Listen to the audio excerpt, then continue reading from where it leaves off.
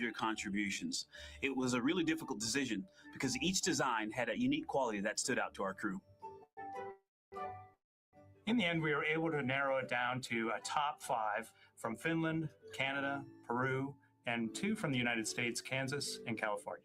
In the end, we went with one called Rise. It was a design inspired by the Earthrise photo taken on Apollo 8, which is very special to our crew.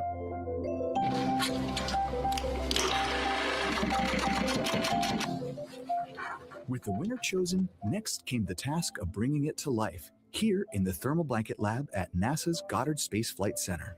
This lab specializes in custom materials to protect sensitive spacecraft equipment and is perfect for creating a ZGI that meets the rigorous safety standards of NASA. Because you have to be concerned with whether the thread's going to outgas or if it will hold up, if it's flame retardant. This is the Rise ZGI doll.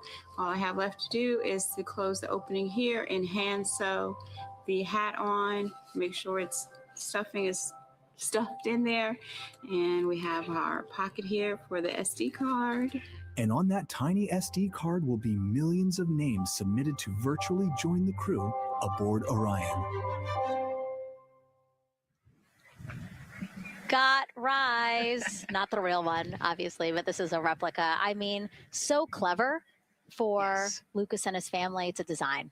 Yeah, I love that he replicated the famous picture that we all love of Earthrise. And then I love that the bill represents the space in between the moon and Earth. It's just such a cute and wonderful way to represent this mission. Yeah, and again, Earthrise, very important to this crew. It harkens back to the picture that was taken by the Apollo 8 crew where they saw Earthrise.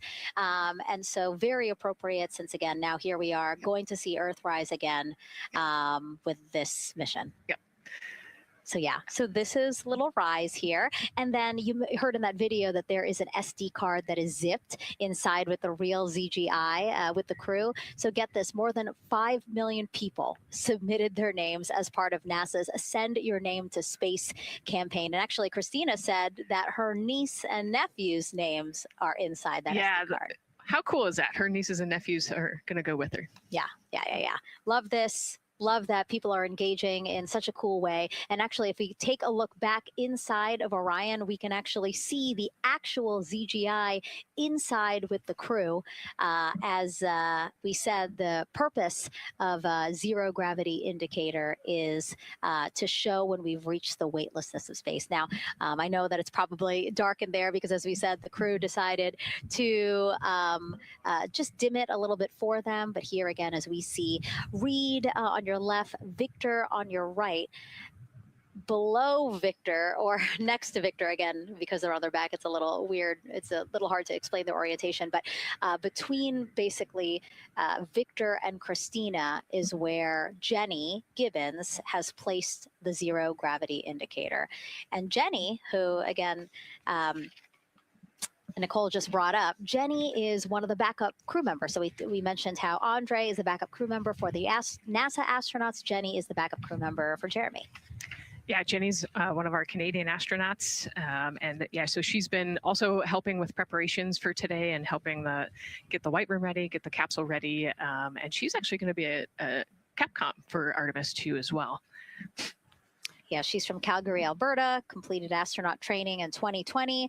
Mechanical engineer, combustion scientist, and actually before becoming an astronaut, she was an assistant professor. So again, another very well-accomplished person on the team.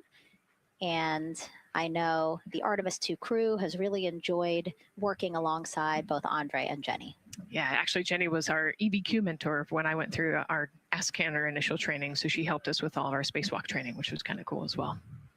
Okay, and there we have Andre again, number 2 with the rest of the closeout crew team there. Why don't we get another check with Daryl and see how the launch countdown is going.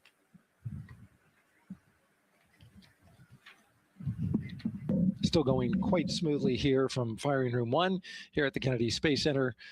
Launch team working no major constraints to launch, which is great news.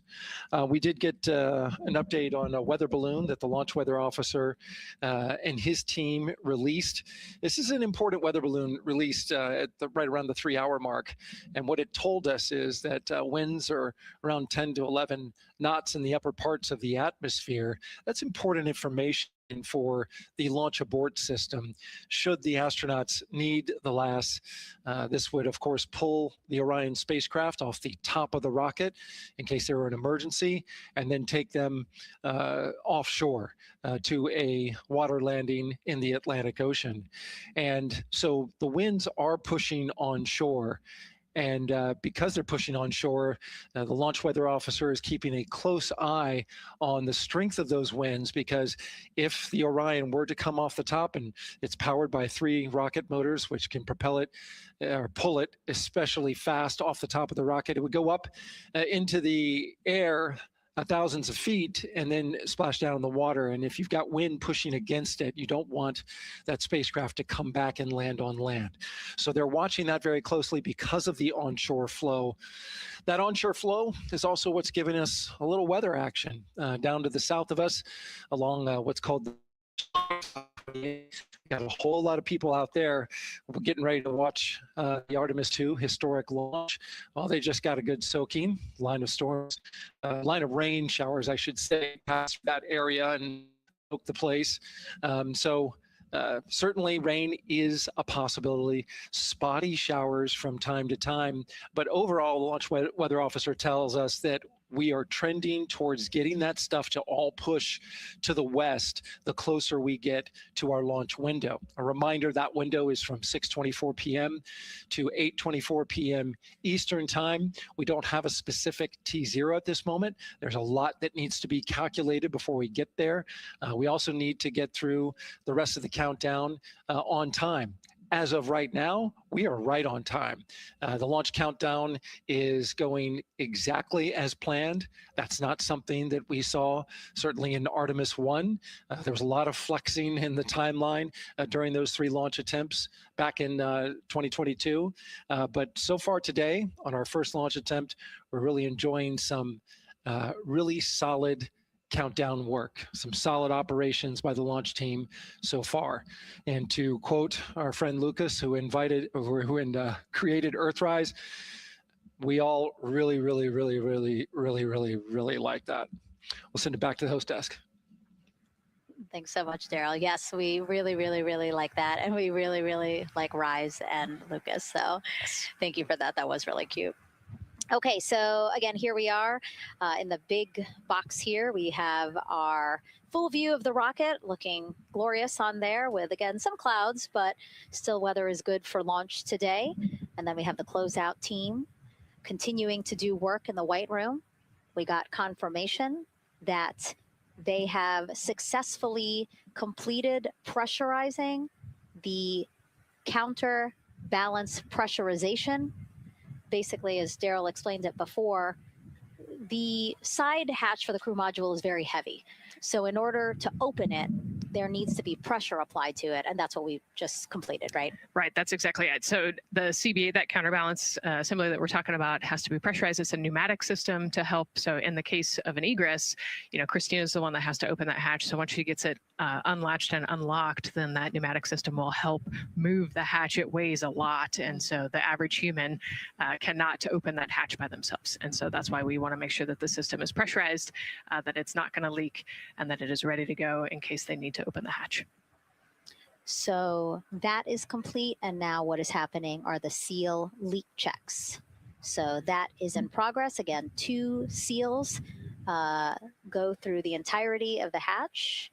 And we will take the seals to pressure, hold it for about a minute, and just make sure that it is holding pressure. Again, we want to make sure that the crew has a safe, pressurized environment in any sort of situation while they're in Orion. Yep, that's right. So we're going to take a look at it. We're going to take a look at the starting pressure, and then after a certain amount of time, we'll take a look at the ending pressure, and then there are certain tolerances that we will accept for flight. 2 hours, 37 minutes and counting from the opening of our 2-hour launch window today at 6:24 p.m. Eastern Time. After liftoff, it takes less than 10 minutes to reach Earth's orbit. Let's learn more about today's ascent profile with Gary in Mission Control. Hey, Megan, we are monitoring here in Mission Control Houston. Flight controllers are looking at data from integrity and the Space Launch System during the countdown. We're looking at some of the events happening in the White Room now and just making sure that all criteria is met to commit to launch and ascend today. It's the team you see in this room that would be looking after ascent, which is a very dynamic phase of flight. And after solid rocket booster ignition of the Space Launch System, it's this team that takes over control of the mission. There are voices you'll hear upon ascent, calls being relayed between Stan Love, the Capcom you see here in this shot in Mission Control Houston, that's the voice from this room, and the Artemis 2 crew on a communications channel aptly named Orion to Earth. Here are the calls you may hear during this part of the mission. Capcom Stan Love, his first call after responding to the crew's successful roll pitch maneuver at 30 seconds is AMT high. This notes that should we lose just one of the main engines, an alternate mission in low Earth orbit can still be achieved. At 1 minute 25 seconds, you'll hear max Q on PDL. This notes that reaching the moment of maximum dynamic pressure on the spacecraft. This event happens to be in line with a communication switch to another ground station, the Ponce de Leon Inlet Tracking Annex, located about 35 miles north of Kennedy.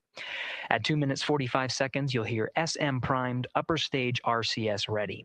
This means that the European Service Module propulsion system that's prepared for the next phase of aborts after the launch abort system jettisons, and the reaction control thrusters on the inner rim cryogenic propulsion stage that enable pointing and maneuvering are ready. At 3 minutes 50 seconds, you'll hear voice check on TDRS at the Kármán line. At this point, the launch abort system has jettisoned and revealed the Orion capsule underneath. This check verifies that the now exposed Orion antennas have a good signal over the tracking and data relay annex, tracking and data relay satellites rather, which is part of a geosynchronous satellite network and the same assets that are used aboard the International Space Station. This communication switch happens to be at the Kármán line, a widely recognized boundary about 62 miles, statute miles, or 100 kilometers above the Earth's surface, where the air is too thin for conventional aircraft to fly and marks the point where our astronauts leave Earth and enter space. At 5 minutes 16 seconds, you'll hear the call 3-engine press. This notes that if one of the 4 main engines on the SLS core stage were to fail, 3 engines can carry the crew to a nominal main engine cutoff and proceed with the expected mission timeline. This is an important call that gives more assurance of continuing today's moon mission. At 7 minutes, you'll hear expect nominal shutdown. You'll hear this call should the main engine performance be as expected up to this point. Shutdown plans can vary and may impact G-forces experienced by the crew or future burn plans, but a nominal shutdown is more indicative of continuing the mission on the expected timeline. At 7 minutes 30 seconds, you'll hear AOA open. This notes crossing into a new abort profile. At this point, an abort would use Orion engines to escape the core stage, and the altitude and velocity are enough to make it 1 lap around the Earth and aim for a splashdown in the Pacific Ocean instead of the Atlantic. And then, of course, shortly after 8 minutes, you'll hear nominal MECO. You won't hear MECO right away. Teams here wait until the core stage has separated and the trajectory is confirmed as expected before that call to the crew. Now, this ascent profile is approximate, as there may be calls that move a few seconds depending on the trajectory. And of course, these are the calls and times for a nominal trajectory. Teams in this room have been training extensively to prepare for any and all scenarios, and they are confident and ready to take this crew into space today. In today's pre-brief, the flight director, Judd Freeling, expressed his confidence to the team, citing the hundreds of simulations to prepare for this very moment. These are the calls you'll hear during ascent less than 3 hours from now. But now we'll turn our attention to the countdown to launch and send it back to you, Megan, at the Space Coast. Thanks so much, Gary. Now, one of today's 4 astronauts, of course, Canadian Space Agency astronaut Jeremy Hansen. Let's go now to Jasmine with her next guest. Thanks so much, Megan. Yeah, we're joining you live now from the Operations Support Building here at Kennedy, where crowds are starting to gather, and we're honored to have Lisa Campbell of the Canadian Space Agency joining us. Lisa, Jeremy Hansen is about to make history as the first Canadian to venture to the moon. What does that milestone mean for your agency? Thanks so much, Jasmine. It's wonderful to be here. It's such a special moment, both for our astronaut colleague, Jeremy Hansen, but also for Canada. We're here because of decades of public investment in space robotics, in space collaboration. And so for our country, we're very proud. He's so ready.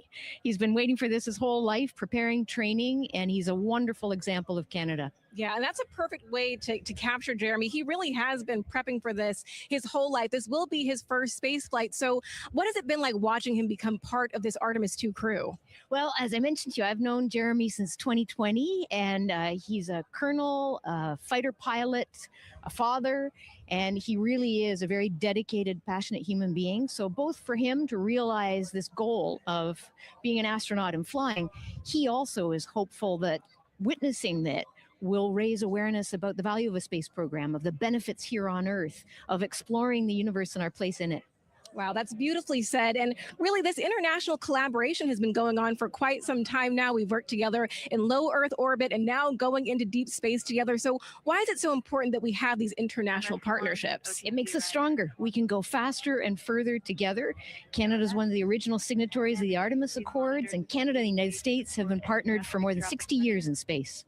Wow, that is phenomenal, Lisa. And this really is a team effort in many ways. We also have Jenny Gibbons. Yes. She'll be listening in on Capcom. What is her role going to be like? So Dr. Jenny Gibbons has been training all along as the Canadian backup with the Prime crew. Last night, she was in the Orion capsule checking out all of the communications, making sure all of the systems test out and work perfectly. And then she will be among the first lunar Capcom, helping the astronauts navigate during their mission. Wow, Lisa, that is so exciting. Any final words for the nation of Canada before today's mission? Just, we are so proud, so excited, and we can't wait to welcome Jeremy home. Oh, fantastic. Lisa Campbell, thank you so much for being here today. Thank you, Jasmine. Of course. And with that, let's get back to NASA's Megan Cruz. And right now, go ahead. Command PBA press has been completed. Did you see any drop in pressure? At MS1, we saw just a little bit. It is just over 2,600 now. Copy. Thank you, ma'am.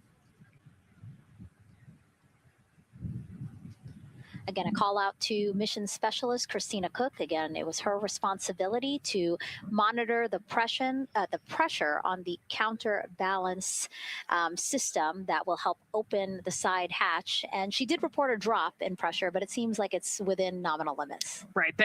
They might have had a small drop, but you know, we have a starting pressure and an ending pressure, and as long as the difference isn't too high, then we will take that. And the engineers know exactly what they're looking at for in terms of that delta pressure. And so again, that milestone on the checklist of things that have to happen before they launch today, that is complete. The crew, again, still inside comfortably as the closeout crew team work to close the side hatch. Again, a separate seal leak check, followed by a full cabin leak check, and then they will close the last abort system hatch. Lots to do still in the White Room and marching down the countdown timeline well. And so Bill, again, number 3 there, he is holding a silver flex hose. That hose is what will be connected to Orion in order to do that cabin leak check. So again, it does seem like we continue to march down through the milestones in this countdown.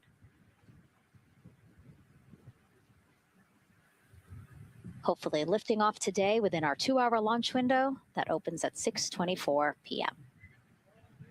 Now, right now, people inside the Kennedy Space Center Visitors Complex are learning about this mission. There are great exhibits there about the rocket and Orion, and of course, our Megan Carter with the moon board. All right, Megan and Nicole, yeah, you mentioned that checklist before launch. That checklist is going to continue during the mission, as well as there are several vital objectives that we are hoping to accomplish with this mission. So we've talked about the rocket. We've talked a little bit about Orion. Obviously, during Artemis 1, we had that test flight and there were no humans on board. That is our one big difference for this one. And we are going to have that crew this time. So what are they going to be up to during this mission? Let me tell you just a little bit. Now, for Artemis 1, like I mentioned, we were really focused on the SLS, making sure it had the power and capabilities that we needed. We were also checking out the Orion spacecraft in deep space environments, making sure that it was good to go. Now, for Artemis 2, we are going to be taking the testing for Orion to the next level by adding that human component. So those test objectives are going to start even before launch. Like you mentioned, they are out there making their way through that checklist. But these objectives are going to start now, and that includes safety. So one really great example of safety is going to be something called the egress baskets. They're out there in the spacecraft, obviously, and should a situation happen to come up, they are going to have something called the egress baskets they can get in, and those are going to zip line them essentially down to the ground within seconds to safety. Another great example of those safety procedures are going to be the LAS, or the launch abort system that I mentioned earlier. Just a reminder, that's the one that can pull the crew and capsule away from any danger within a few minutes of into the launch. Now, those are just a couple quick examples, but our recovery teams have been training extensively, quite a lot, to make sure that they are ready and prepared for any challenging situation that could possibly arise. All right. Several other objectives that we are going to be looking at are also going to be communication checkouts. That is going to be vital. I know we talked a little bit earlier about all the maneuvering that they're going to be able to do, but we want to make sure that they have full communication ability from space to ground so that we can fully support them here. We are also going to be checking out those life support systems. Obviously, we've talked a lot about the service module and what it is going to do for the crew, but we want to make sure that those life support systems are fully functioning, obviously, before we send them farther into deep space. That's going to be critical for them. So on top of being able to maneuver the spacecraft and check everything out, we are also going to be making sure that everything is fully functioning. So as you can see, big part of this mission is to make sure that the spacecraft, the hardware, and all the operations are working and that the data is going to make sense. And speaking of recovery, we are also going to have the opportunity at splashdown to recover that launch or that flight data, and we're going to be able to take that back, analyze it, and make sure there are if there are any enhancements we need or changes we need to make before our next missions, we'll be able to do so. So they're going to stay lots to do. They're going to stay very busy, obviously. And with that, I will turn it back over to you, Megan. 2 hours, 25 minutes and counting, and the crowd, check it out, continues to grow at our Banana Creek viewing location. They will have a great view of launch, and we will go back now to Leah Martin, who's standing with her next guests. Hey, Megan. Yeah, we're surrounded by thousands of people, some here local from the Space Coast, but we actually have quite a few people who have traveled a pretty far distance to be with us today. I'm actually joined here by a group from the International Space Station Ambassadors Program who have come from all over the globe. Saku, you're here from Japan. You've come, Val, from Mexico, and then we have brother and sister Cosma and Jesco here who are visiting from Germany. You actually told me that you participated in the NASA Rover Challenge in Huntsville. How was that experience, and how is it kind of participating there in Alabama and then being here today? So it is an amazing experience because you meet so many young people with visions, with dreams, with ideas, which inspire you and motivate you. And it's even better to be here now to see the SLS launch because we are going back to the moon, and that's what we're working for. Absolutely. And, you know, the Artemis missions, we talked a lot about the Artemis Accords and this being an international effort. You were actually telling me, Saku, that you're interested in becoming an astronaut with JAXA, pursuing your PhD to be able to do that. Tell me a little bit about that. Yes, actually, I applied for the Japanese Aerospace Agency, the astronaut selection like 2 years ago, and then I didn't make it all the way, but I'm still working on it, and hopefully I can be at the launch pad sometime, and then I hope to go back to the moon and Mars. And yeah, I'm working on it. Absolutely incredible. And Val, you're from Mexico. We were talking a little bit about women in space. This is a team who, is predominantly made up of women. What is it like knowing that Christina is on that rocket right now, about to be the first woman to travel around the moon? I think that's such an amazing news. It's just so inspiring that we are taking the first Black person and also the first woman to the moon. It's just the first step in humanity and a big step in equality as well. Megan, a lot of excitement here, not just in Florida, but from around the globe. And we're keeping our eye on that rocket and we're ready to see it lift off. Thanks, Leah. Yeah, a lot of excitement, but also a lot of inspiration. Again, this is part of, or a big part of the reason why. 130.6.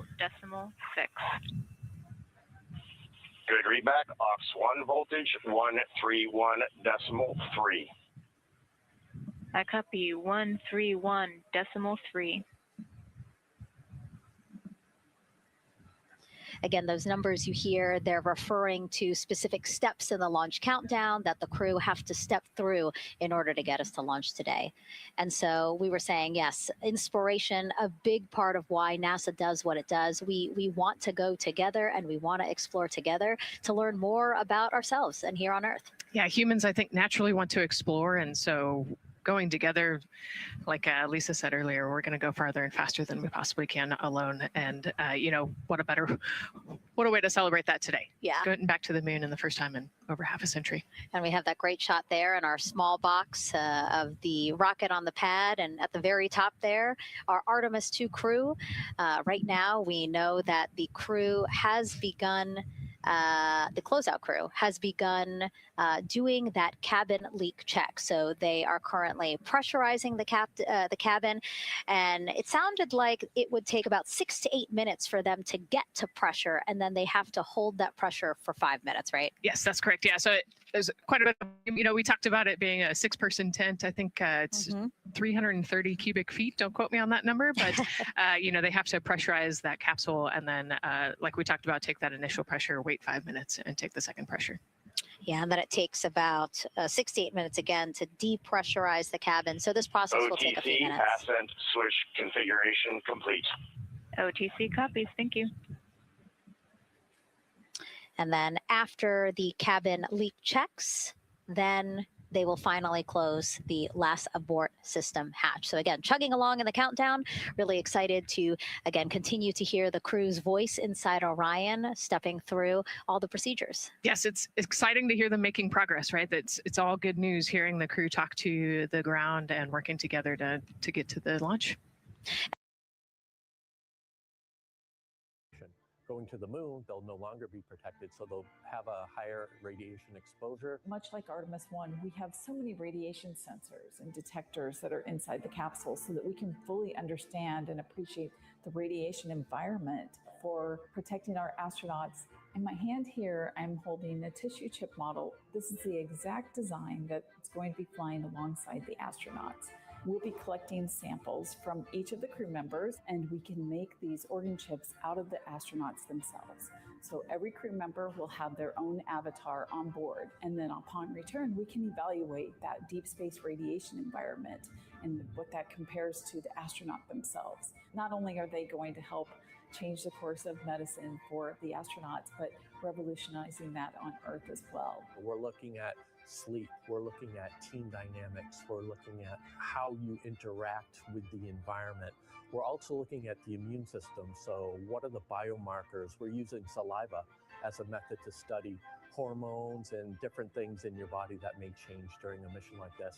And then finally, how do we function after microgravity, being close to the moon, then returning to Earth? Which will ultimately help us achieve our goal of getting humans to Mars. And then on top of that, we have an opportunity to look at the moon from deep space on the far side for the first time in over 50 years. Having human eyeballs and brains back around the moon is going to unlock a new generation of lunar science discovery. The human eyeball is capable of taking in so much data in just a split second. They'll be able to tackle impact history, volcanic history. They'll be able to look at how the albedo, or kind of the shade and hue of the moon and the color of the moon, can tell us something about how that terrain evolved over time.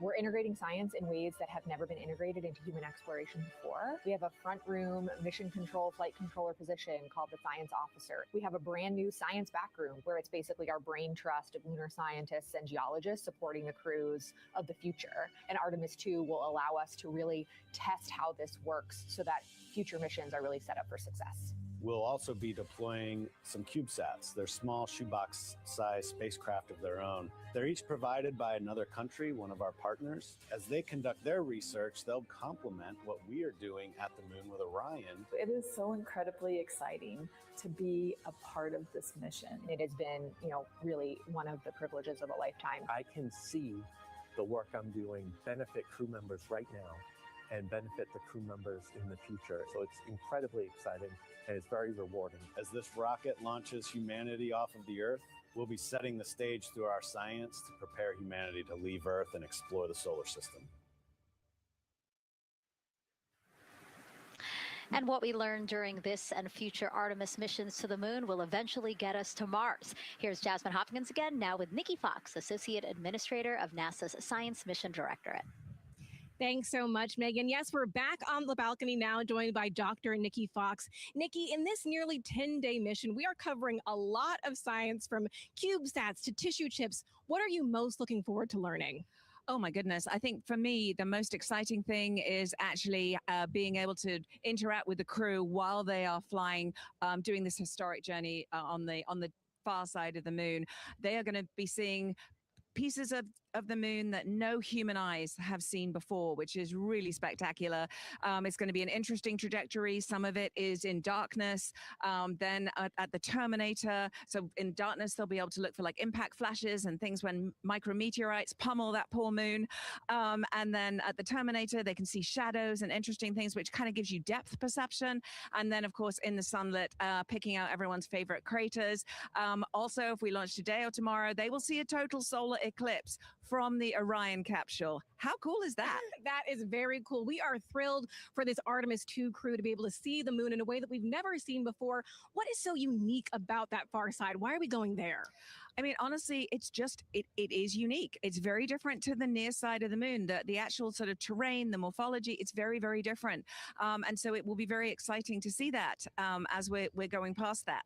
Absolutely. And Nikki, we are performing a lot of science at the moon this year, actually, not just Artemis 2. Can you speak to the commercial lunar landers we're planning to send? Yes, we are very, very proud of our commercial partners as they take our payloads for us to the lunar surface. And very excited. Next one up is Blue Origin's Blue Moon Mark 1 going. It's got some science on it. It's got the scalps that went on the Blue Ghost. So we'll be able to sort of look at that plume as it's coming down onto the lunar surface, and then also the laser retroreflector that will be the array that's up there too. So even on that first test flight, packing it with science as much as we can. Wow, Nikki, so much science. It's hard to keep track of everything. But the unique thing about Artemis 2 is we're sending crew. Can you speak to the importance of the human element of science? Absolutely. I mean, we can program, like we do with our beautiful rovers on Mars, we can program them to do certain things, and it's what we think we need them to do. When you have an astronaut up there, they can make that sort of like really unique split-second decision. The thing I'm most looking forward to is when they think they're going to be looking here, is hearing one of them say, "Oh my goodness, look over there." And I think that's just incredible about how we do that. Also flying our tissue chips with the astronauts, our Avatar experiment. Here we go, Avatar. Wow, look at that. And that's got the tissue chips samples matched to the crew. Mm-hmm. So we'll be able to monitor the effects of microgravity and radiation on that human tissue as we prepare for more and more missions to the moon for longer and longer durations, right, and then off to Mars. Wow, Nikki, so much science ahead of us. But first, we have to launch. Thank you so much for being here today. Thank you so much. Go Artemis. Of course, go Artemis. And with that, let's turn it back over to the countdown with NASA's Megan Cruz.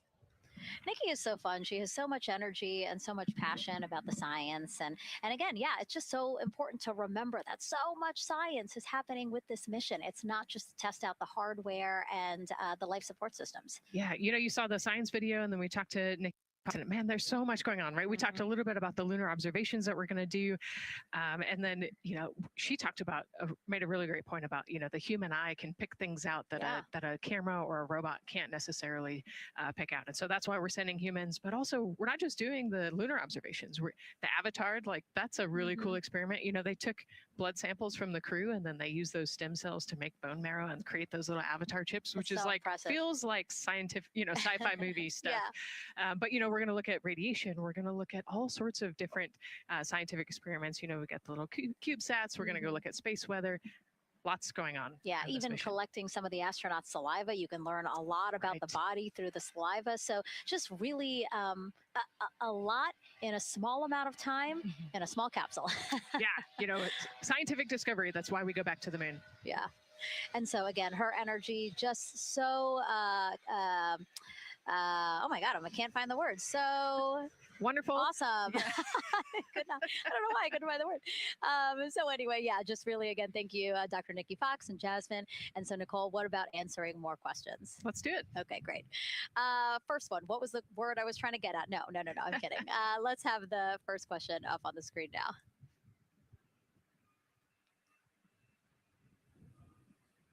I know we got him. I see him being asked. And CDR OTC or Earth 1. Go. For your awareness, scrubber cycling is about to be restarted. Integrity copies.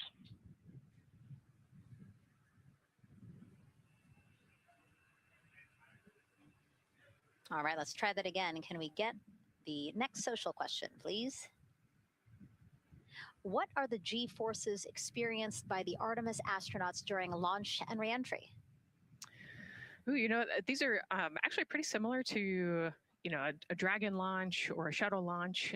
We have to accelerate to get out of the Earth's atmosphere. And then, we talked about the secondary burns that they will do to get away from Earth. But, for me personally, it kind of felt like we got slingshotted off the Earth is how I like to describe it. So, you get set back in your seat and the G forces are into your chest. CDR OTC or Earth 1. Go ahead. When leak check complete, the cabin is going to be vented to flight pressure momentarily. Integrity copies.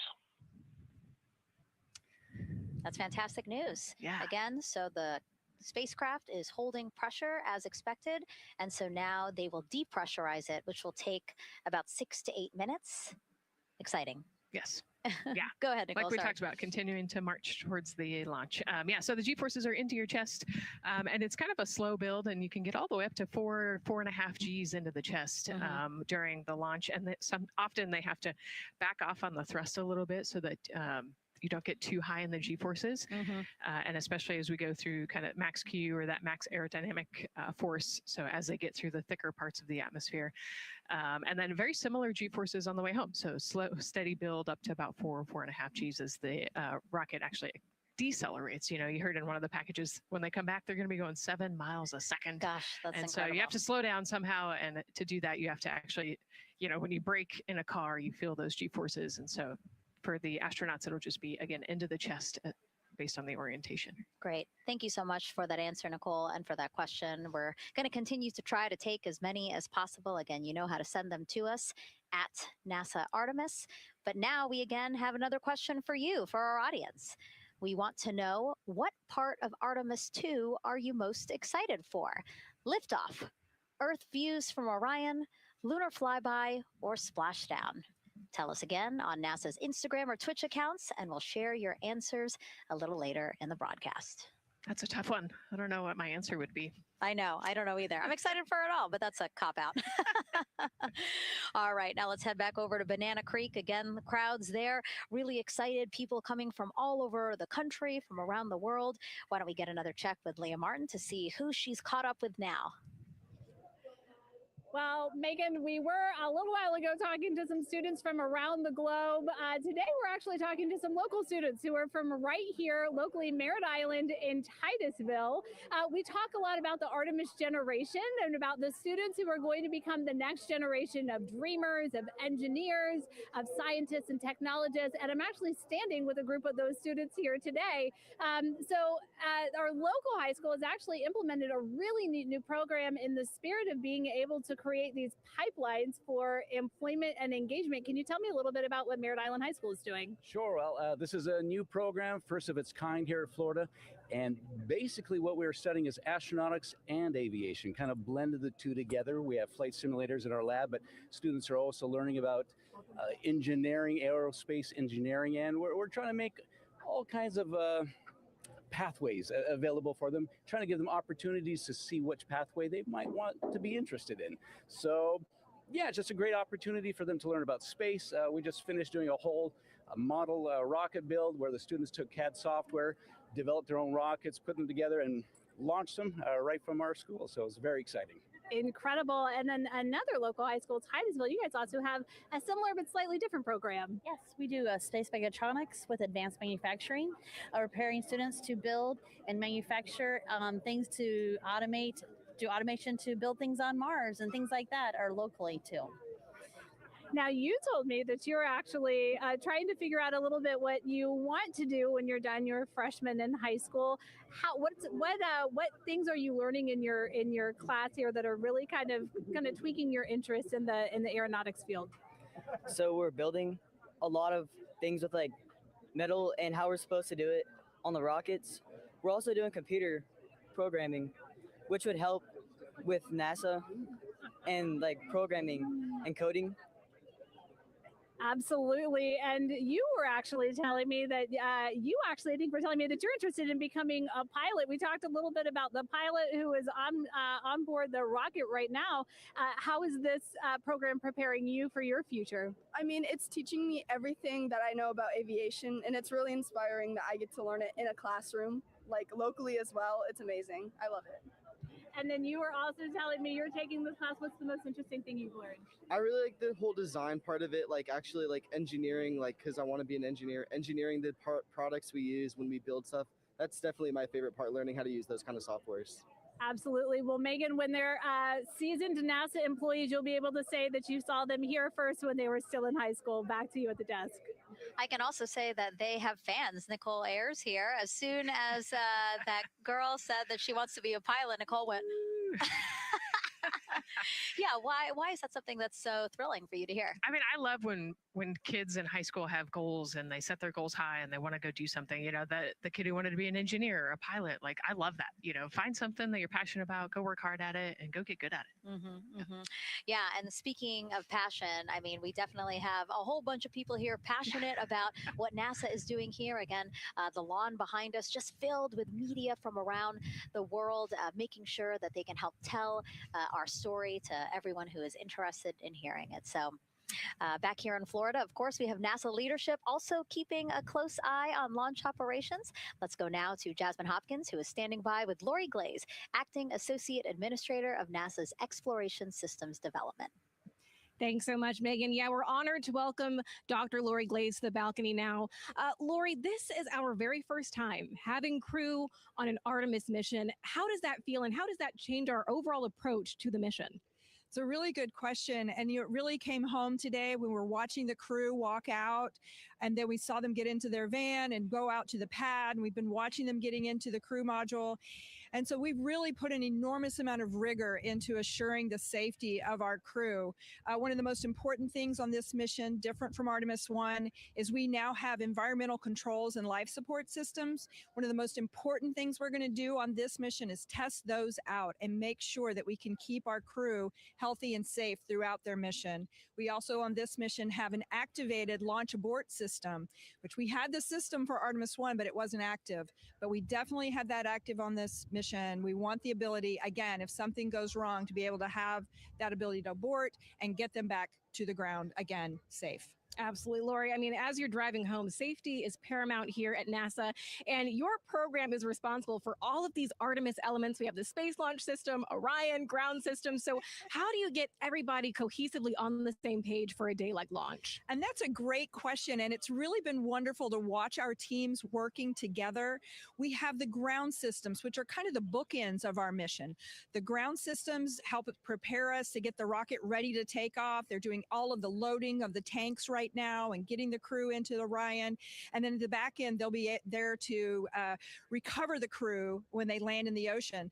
But they know that their job is to make sure that that rocket is ready to go and that the crew module is ready to go. And then the rocket itself, the space launch systems, they know that their job is to deliver the crew module to the right point in space so that they can conduct their mission.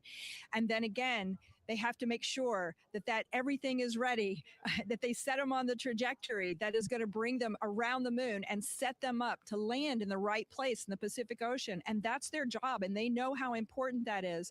And they have to work closely with Orion, which again, they also have to work with all the other teams to make sure that everything's working together. And then on top of that, our flight operations teams, all the people on the ground, they're all working together. They know this mission doesn't work unless every single part of the mission works. Right. Lori, there are so many things that have to work together today. We can't wait to see what happens next. Thank you so much for being here. It's my pleasure. Thank you. Of course. And with that, let's take it back to the countdown with NASA's Megan Cruz.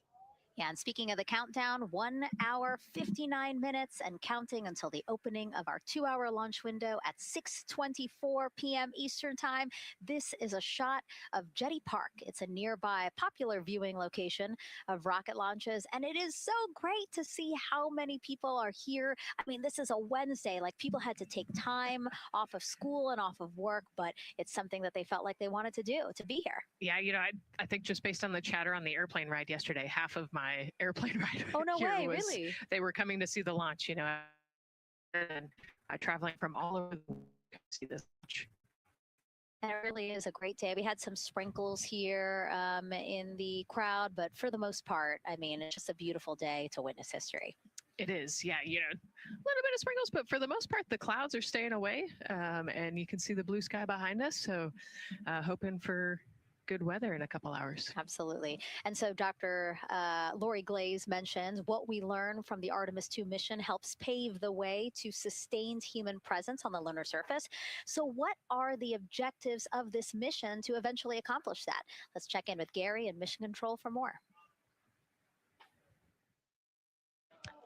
Thank you, Megan. Yes, the Ascent teams are here in Mission Control Houston, working through their steps to prepare for a go for launch. Right up here on the front board, we're watching the teams in the White Room work through their checklist and closing the hatch as we verify ours, working as one NASA team. What Dr. Glaze said about working across the teams throughout the nation is true. It takes one NASA team to bring everything together and accomplish the mission objectives. The Artemis 2 is designed as the first crewed test flight of NASA's campaign, sending astronauts into lunar space to validate systems, operations, and human performance ahead of a more complex lunar landing missions. NASA has identified an extensive list of mission and flight test objectives that serve as a checklist to verify the capabilities needed to land humans on the moon. For the Artemis 2 mission, there are 5 overarching priorities that cover the mission and flight test objectives. First is, of course, the crew. As the first crewed mission inside the Orion spacecraft, this mission serves to demonstrate the capability of safely sustain the flight crew throughout the mission, including launch, the deep space component, and return. Number 2 is systems. This mission brings it all together to validate the performance of all ground and flight systems needed for a long-term lunar campaign, from launch infrastructure to spacecraft operations in deep space. Third is hardware and data. We'll be gathering performance data as much as possible over the deep space network, but we also aim to retrieve onboard data and hardware after splashdown to gather additional insight and improve future Artemis missions. Fourth is emergency operations. The crew and flight control team will be testing emergency systems such as abort procedures, rescue operations, and contingency responses.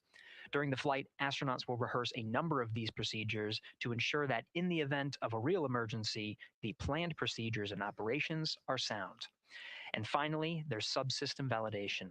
Engineers will be verifying subsystems across the board to ensure reliability across life support, propulsion, avionics, and navigation systems aboard the Orion spacecraft. Human spaceflight is a complicated endeavor that requires precision and confidence across all disciplines. You may hear the phrase, human spaceflight is the greatest team sport, a few times in today's coverage, and it's absolutely true. Not only does it need mastery of specific components, but the integration extends across thousands of people and facilities around the world to come together and make it all work. A lot of the work from many people has led to this moment, a rocket at the pad with humans on board, ready to put everything we worked for to the test. I'm certainly excited about it. The teams here in this room are looking forward to supporting the mission, and I hope those watching are as excited as we are. We are following the countdown here in Mission Control Houston. Everything continues to look good, now inside 2 hours from the beginning of the launch window. With that, I will send it back over to you, Megan and Nicole. Hey, Gary, thank you so much. We are getting word that the launch team is working something that we would like to give you an update on. So let's get on over to Daryl. All right, thank you, Megan. And we are live in Firing Room 1 here at the Launch Control Complex. Yes, we are currently not working any constraints with regards to the rocket or the ground systems. But the launch team has been made aware of an issue that the range is working. And currently they're monitoring that work that is going on over at the range. We understand that that issue is related to the flight termination system. Now, the flight termination system, just to give you a quick explainer, every rocket has a flight termination system. It's the system that the Eastern Range here uses in order to send a destruct signal to a rocket in case it veers off path. So it's a very critical, important safety component in terms of how the range keeps the public safe here. We understand that the flight termination system, they're working an issue. And so as they continue to work that issue, they've asked for some assistance from the launch team to help verify some of the work that they're doing on their FTS system. And this is where it gets a pretty unique situation here. The assistance they've asked for is to verify what's going on with their system. They want to check it to see that the work they're doing is okay. And in order to do that, the FTS console operator inside the firing room has been asked to help them verify it. And the way that they're going to do that, and the solution that he proposed to check and verify the system with the launch director, and she gave the approval, is to go get a piece of heritage equipment from inside the VAB that was used during the space shuttle program. And this equipment is able to receive commands by the range through the flight termination system. And so with this piece of equipment, this console operator who works FTS was granted permission to go go over to the VAB next door and get this equipment that he's very much aware of and used during the space shuttle era. And so that is in work right now. The bottom line of all this is, at this moment, the range is no-go. But that is not stopping us from moving forward in the countdown. We can continue to process and work the countdown. The closeout crew will continue to do their work, and the launch team will continue to do their work as well. But we'll keep you updated on what happens in regards to, as far as my understanding goes, a pretty unique situation here with trying to bring resolution and kind of help out the situation that we're seeing at the range right now. And that's the latest here from the firing room. I'll send it back to Megan and Nicole out the host desk. Thank you, Daryl. Yes, very unique, but I think it speaks to the ingenuity of this team, right? To say, hey, we have this equipment at the VAB. Why don't we leverage it to try to solve this issue and work it? Yeah, what a great example of human creativity, right? We know this thing exists. Let's go solve this problem. We have time, like Daryl said, we're going to continue to march down the countdown.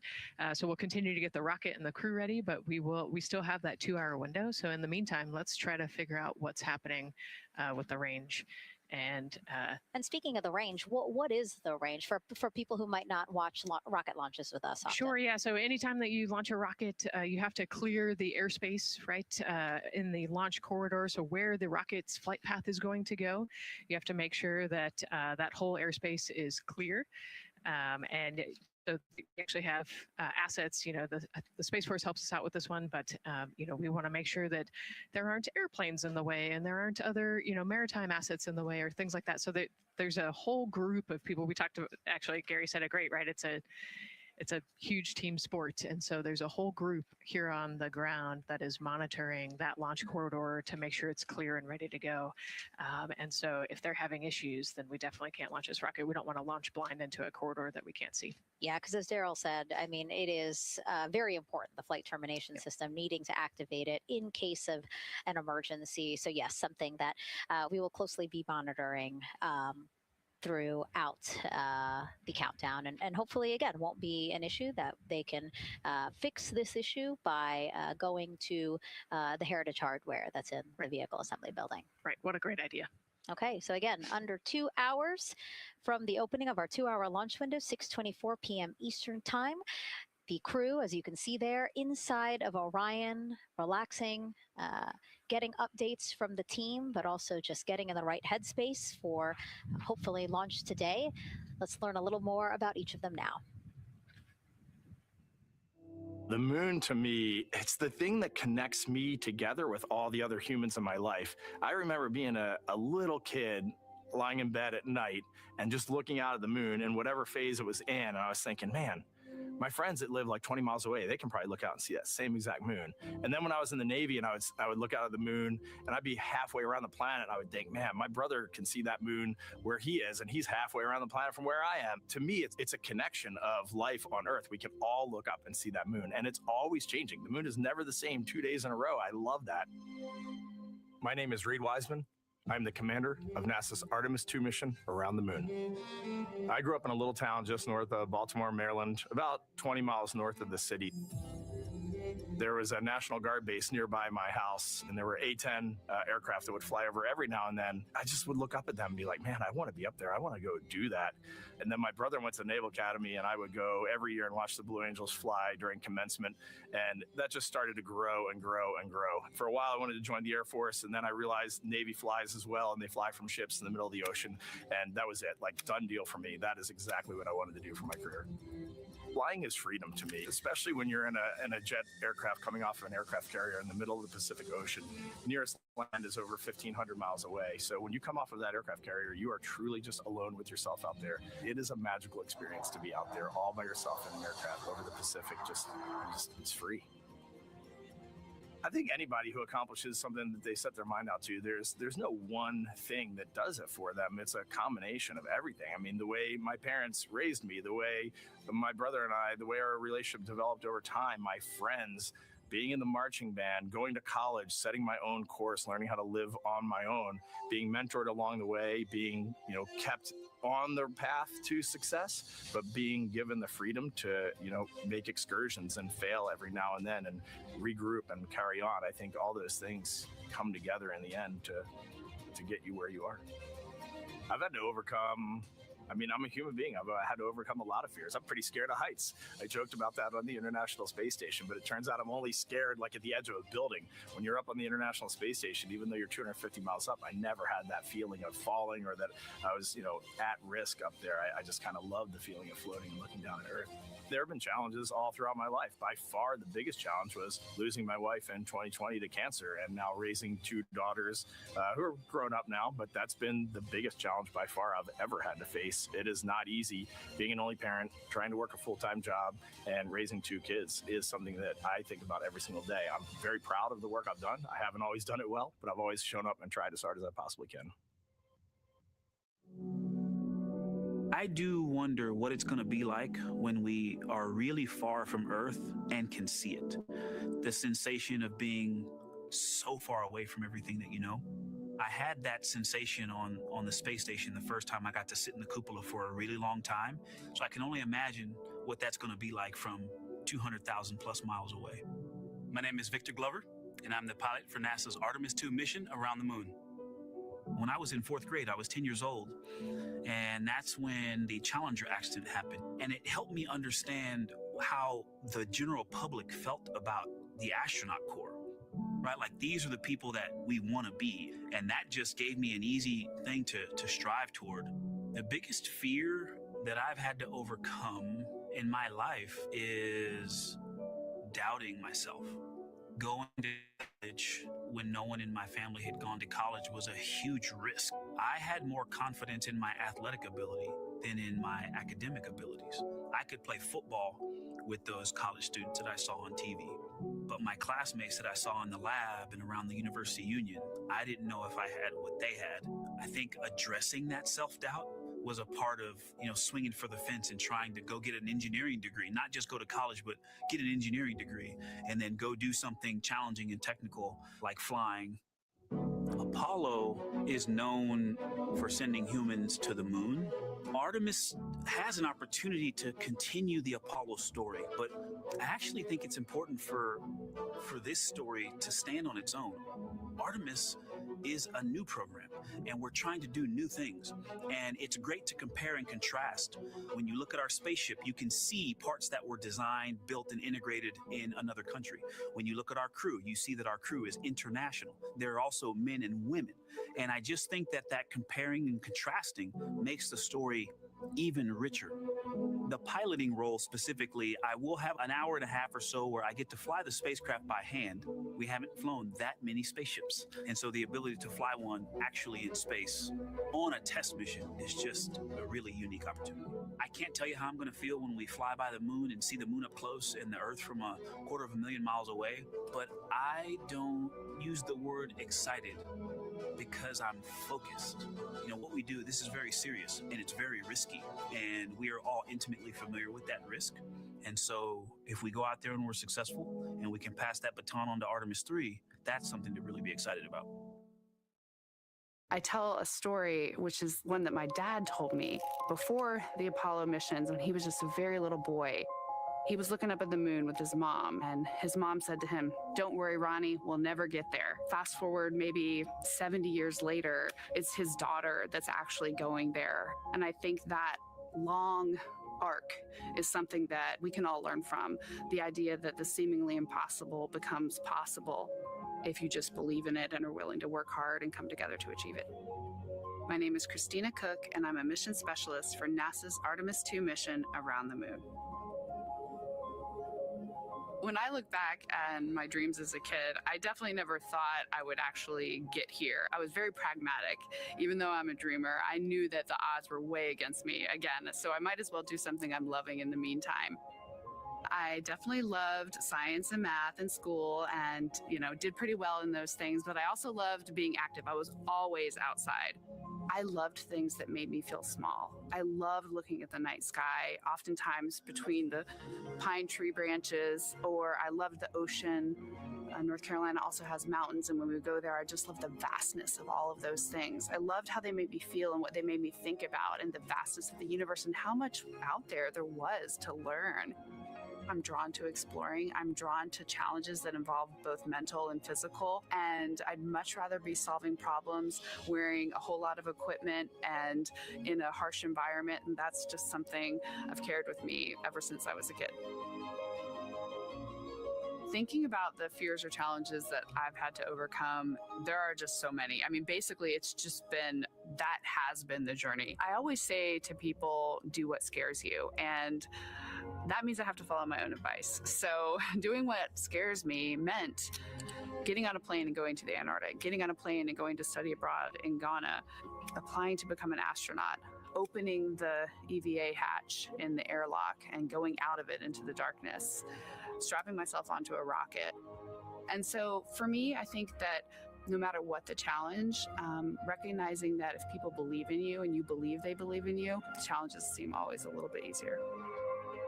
To me, the moon, it represents history. It is a witness plate. Everything that's ever happened to the moon is still written on the moon. Every single person has looked at the moon their entire lives. We see the same moon. That's something really special. It's just the epitome of a symbol of something that's in each of our hearts, but that's also represents exploration and reaching.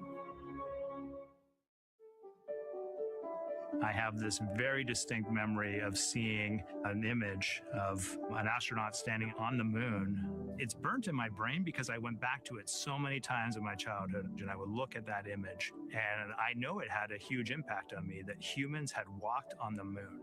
My name is Colonel Jeremy Hansen. I'm an astronaut with the Canadian Space Agency, and I'm a mission specialist on NASA's Artemis 2 mission around the moon.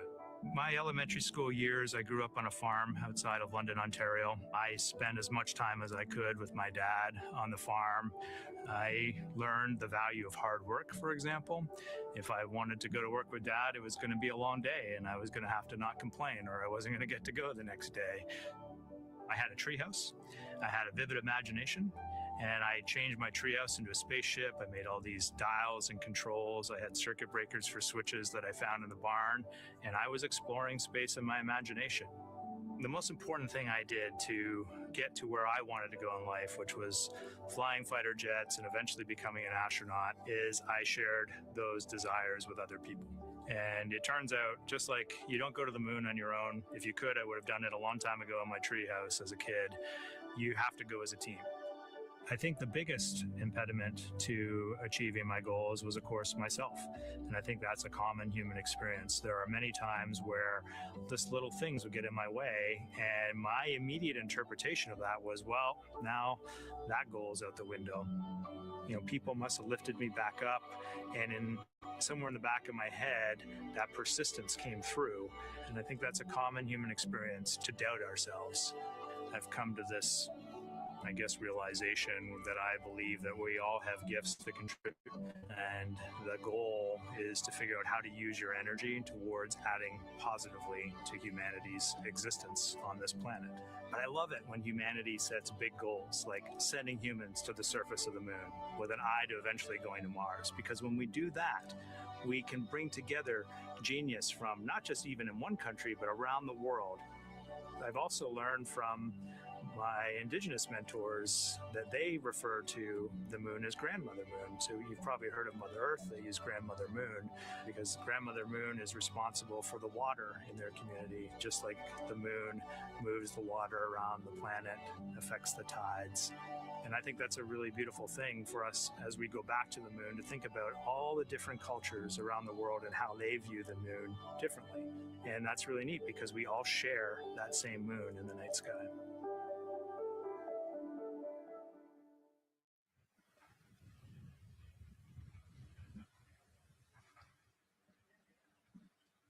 One hour, 38 minutes and counting until the opening of the Artemis 2 launch window today, 6:24 p.m. Eastern Time. And we are looking at the rocket and Orion out on the pad, historic launch pad 39B here at Kennedy Space Center. What a great view, Nicole. Yes, it is. You know, we can see the clouds out in front of us, but they are to the west. And you can see that there's some blue sky peeking through behind that rocket, which is good news. And more people continue to come on center here. About a couple of hours ago, folks with special passes to come on center were allowed to start driving on with family and friends. And of course, we have media growing by the moment here at the press site here at Kennedy Space Center, setting up their cameras, setting up tents, interviewing folks. Again, this great jib shot that we have from our camera here showing all the interest that we have here at the press site. And actually, even to the right of us, so camera left, no, sorry, the right of your screen, left of us, plenty of other people there set up with their own tents, broadcasting to their own viewers. And so again, just really cool to see everybody wanting to share in this moment. Yeah, that's, I mean, how many media tents we can see from here. It's a beautiful thing. Yeah. I think it's important to share this message with the whole world. Yeah.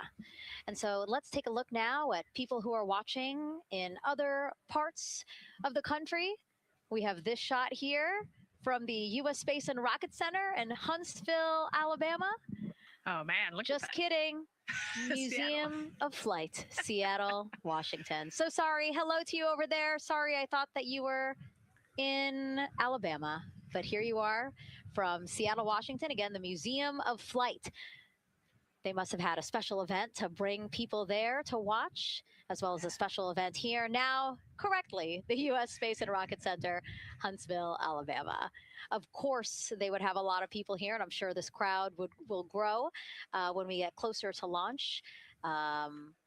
Marshall, the home of the SLS rocket. Yes. Yeah, this is a great chat. You can see all the people there, and obviously you've got quite a few artifacts in there as well. Oh, now they us. know. Yes. Yeah, now they know. They're on the broadcast. That's too funny. Awesome. Hey, listen, it's all right. We can sit. We can sit and chill until we wait for the opening of the window. No, there they are. Yeah. Everybody's excited. Thank you guys Love for it. showing us your excitement. I know deep down it was in there. It's just that you felt like sitting at the moment, and that's all right. There's a little delay. Yeah, that's all right. Well, thanks so much to those supporting these watch parties and bringing them to us live here. Actually, our video paths are taking quite a circuitous route to be able to bring those live views in from Seattle as well as Alabama, but we're glad that we can be able to share it with you in the broadcast now. And so why are we going to the moon? Why does NASA want to build a moon base there? Here's Megan Carter again with our moon board. All right, thank you, Megan. Yeah, so we are right around that hour-and-a-half mark, hopefully for that launch. It's going to be very exciting. So they are going to have a few days to be around the low Earth orbit, and then they'll be heading on to the moon. So yes, let's talk what will be happening. Why are we going to the moon? So obviously this is not going to be a landing, as we've discussed. They are going to be coming with 4,000 to 6,000 feet around the moon's surface, and this is going to connect us directly to our past.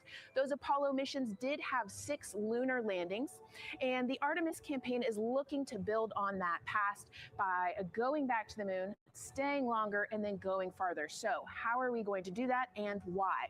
We have obviously talked a little bit about that lunar South Pole, and we are focused specifically on the far side of the moon for this one for a specific reason.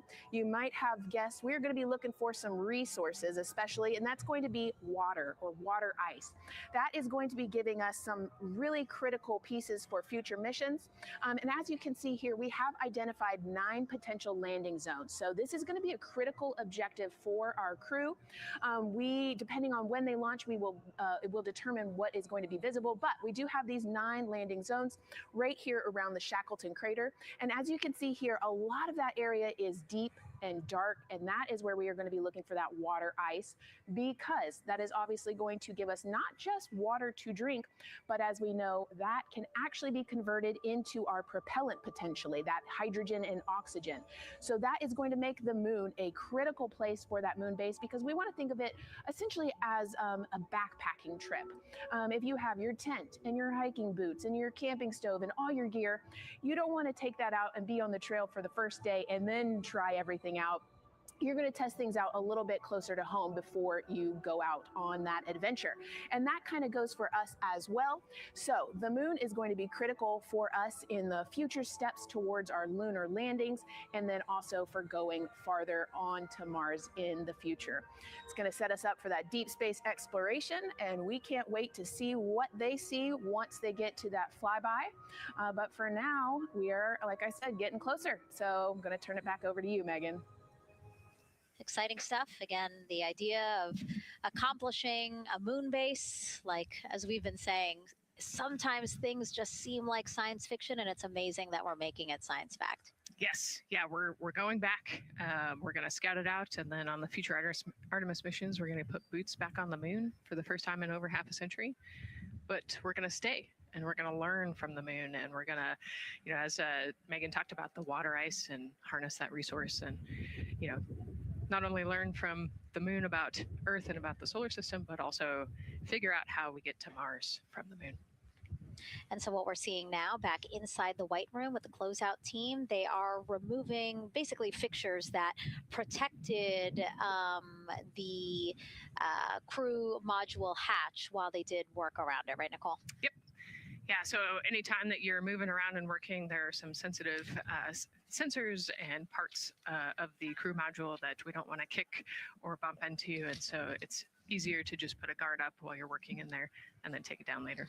And so this is a visual cue for us that the team is getting ready to close the last hatch, again, the launch abort system hatch. Can you tell us about what the LAS is?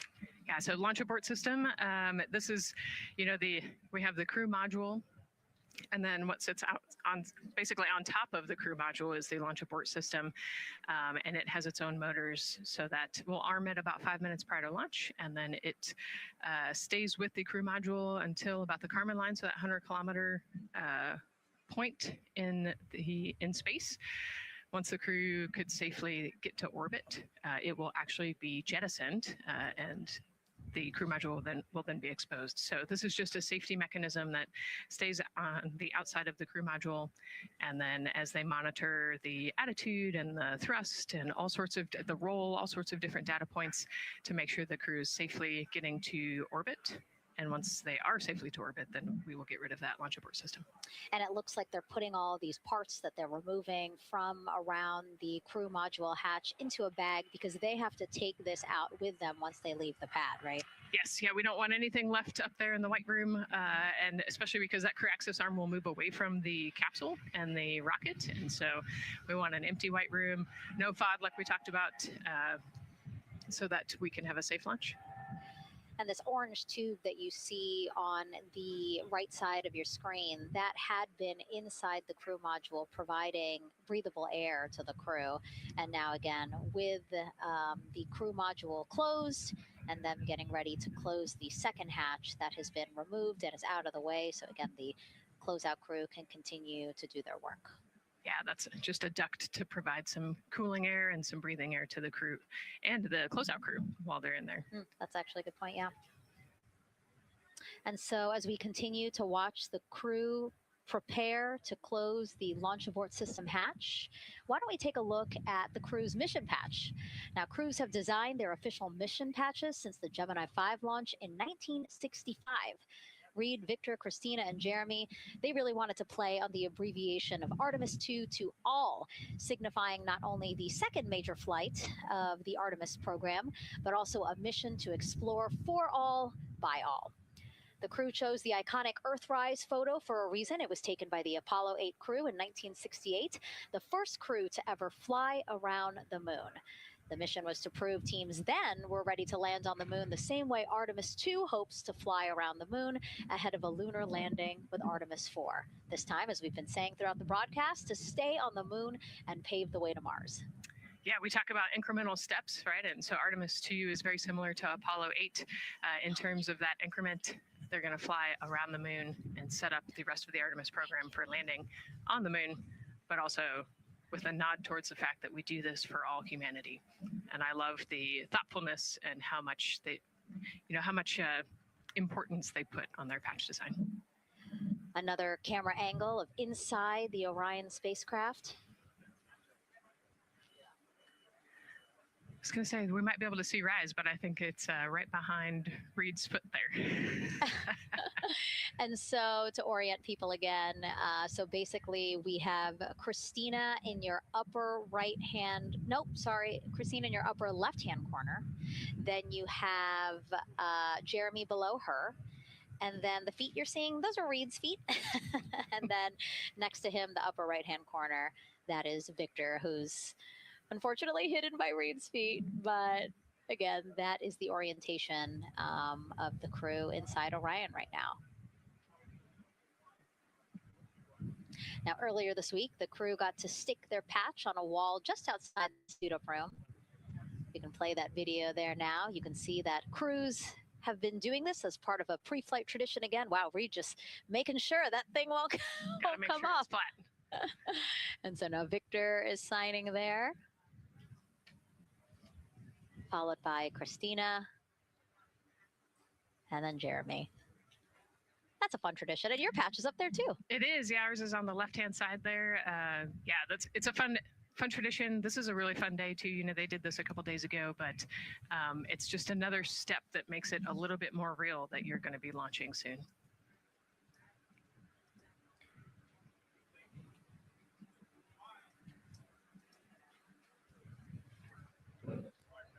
Again, we talked a little bit about this before. The basically like a computer there on Jeremy's leg, a way for him to just check out the data, see some of the data that also Reed and Victor are getting to see, but in those much bigger displays for Orion. Right, yeah, it's basically a tablet on his leg, and it's actually plugged into a cord nearby that allows him to have a screen repeater so he can see what they're looking at. And it looks like he's taking notes. Can you talk a little bit about what that is? It's part of, all of them have like a little procedural book, right? Right, yeah, so they have what we call a knee board, and they'll have blank pages to take notes on. They might have a cue card or procedures, or they can be kind of custom built to what each crew member wants for their knee board. This mission, of course, built by people and companies in all 50 states, as we've been saying throughout the broadcast, and with our international partners as well. Let's take a look at some of the people playing such a big role in today's test flight. What we're doing here is a collaborative effort of hundreds of thousands of people. This is about the parts, the hardware, the software, the services, all coming together to make that mission possible. My dream for this space program is that we would not just push the boundaries, but that we push them together. And liftoff of Artemis 1. We rise together, back to the moon and beyond. It takes a team to do great things. And Artemis has an incredible team. We have international partners. We have commercial partners and industry partners. It takes unity to accomplish great things. And that's what this mission's all about.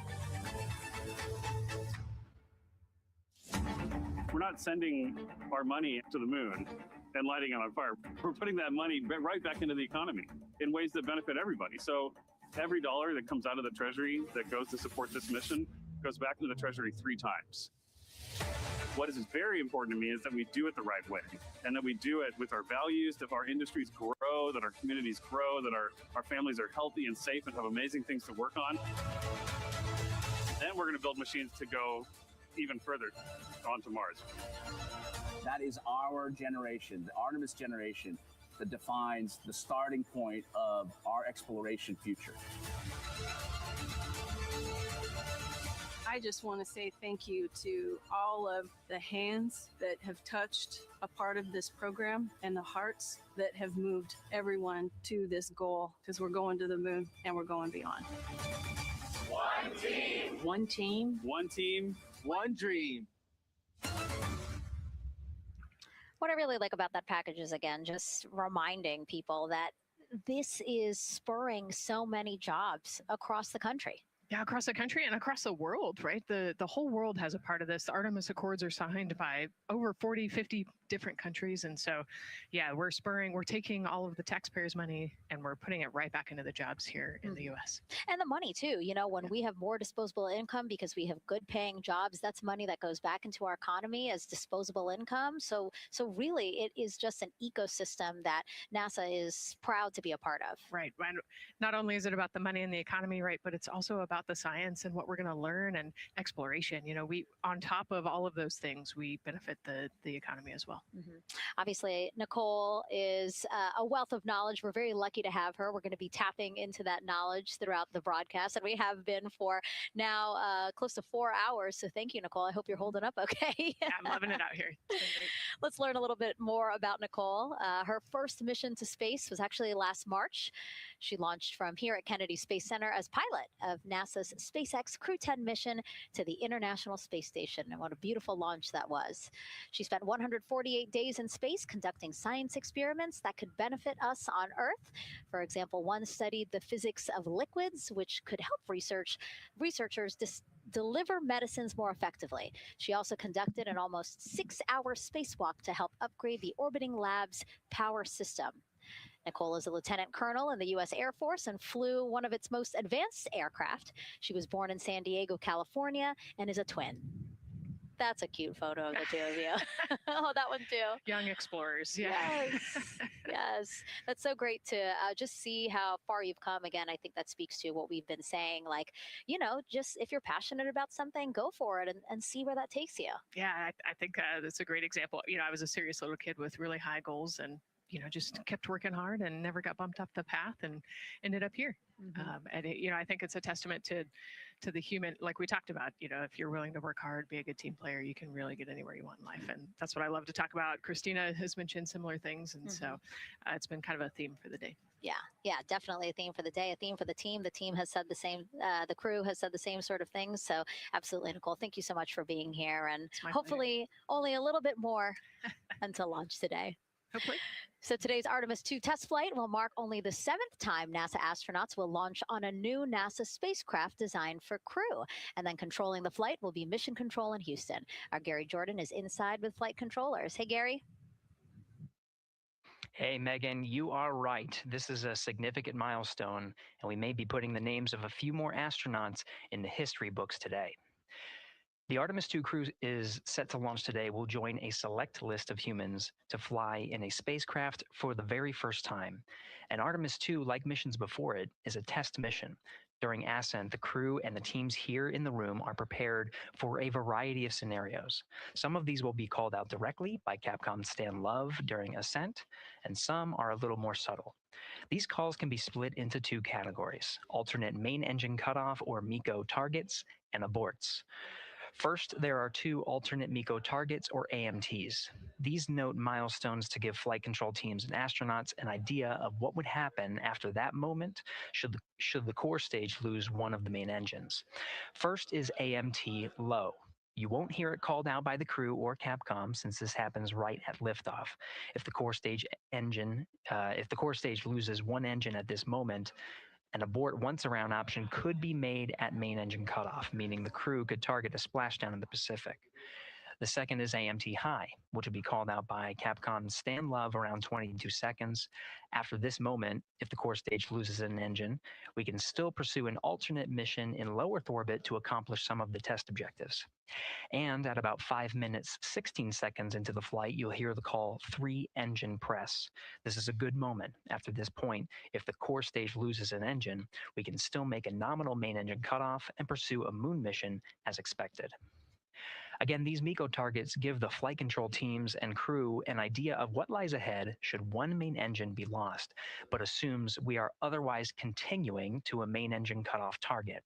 This differs from an abort, where the Orion capsule separates from the Space Launch System prior to the planned separation time. There are abort options at every moment that integrity is attached to the Space Launch System, from the pad to more than 3 hours into the mission.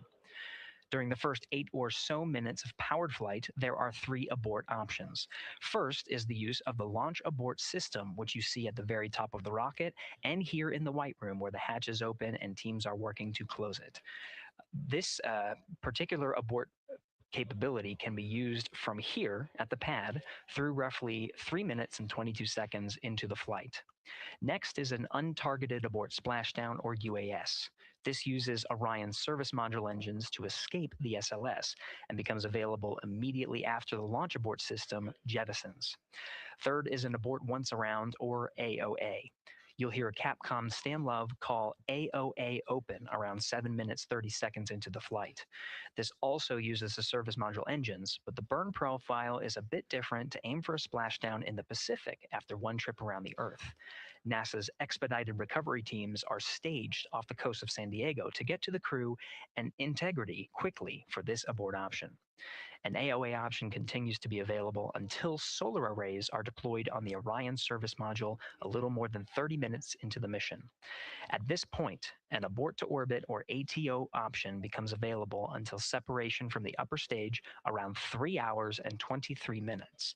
Mission profiles can vary depending on when an ATO is executed in that window, but with power being drawn from solar arrays, it buys more time for astronauts and flight control teams to make decisions and stay in Earth orbit, return for a splashdown, or continue to the moon.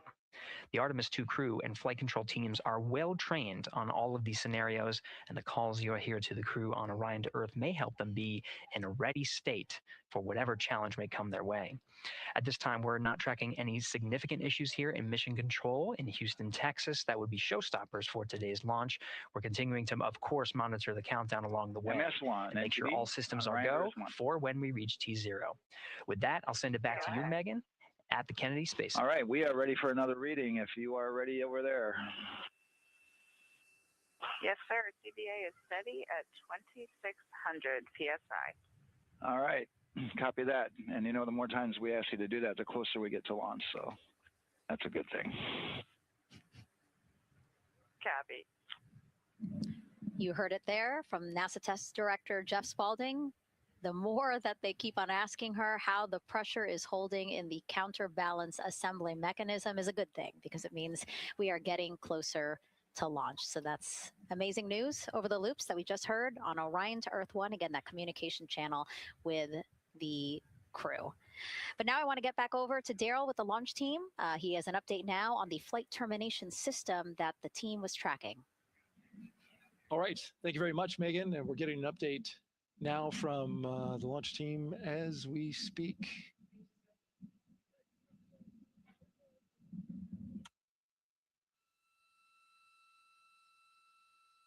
All right, stand by 1 second.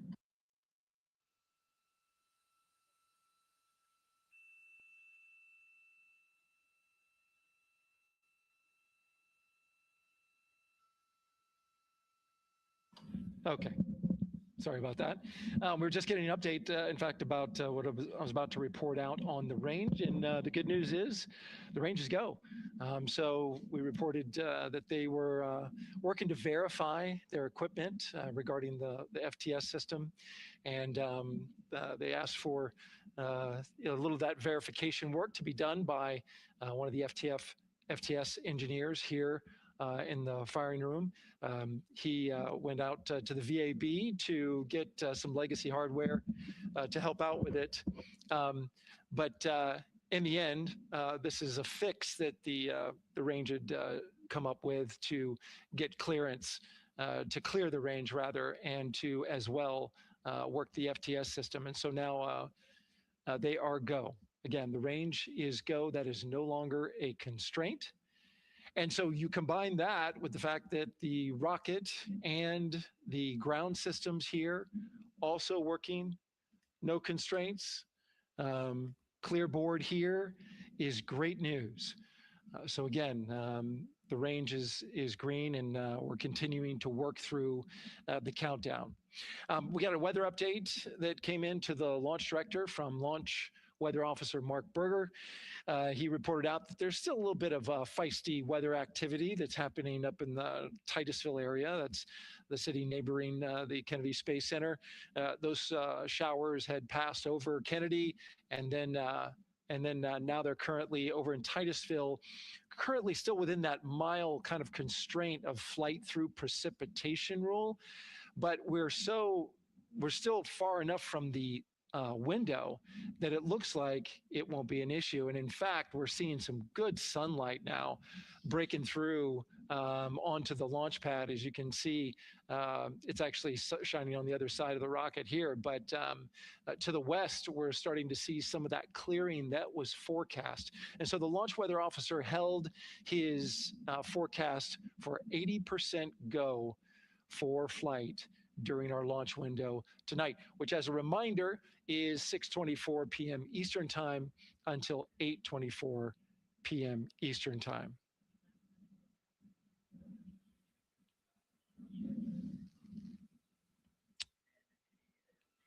And we're also hearing that the last hatch closure, as you can see in the bottom corner of your screen, they're starting to work on that. That's the launch abort system hatch.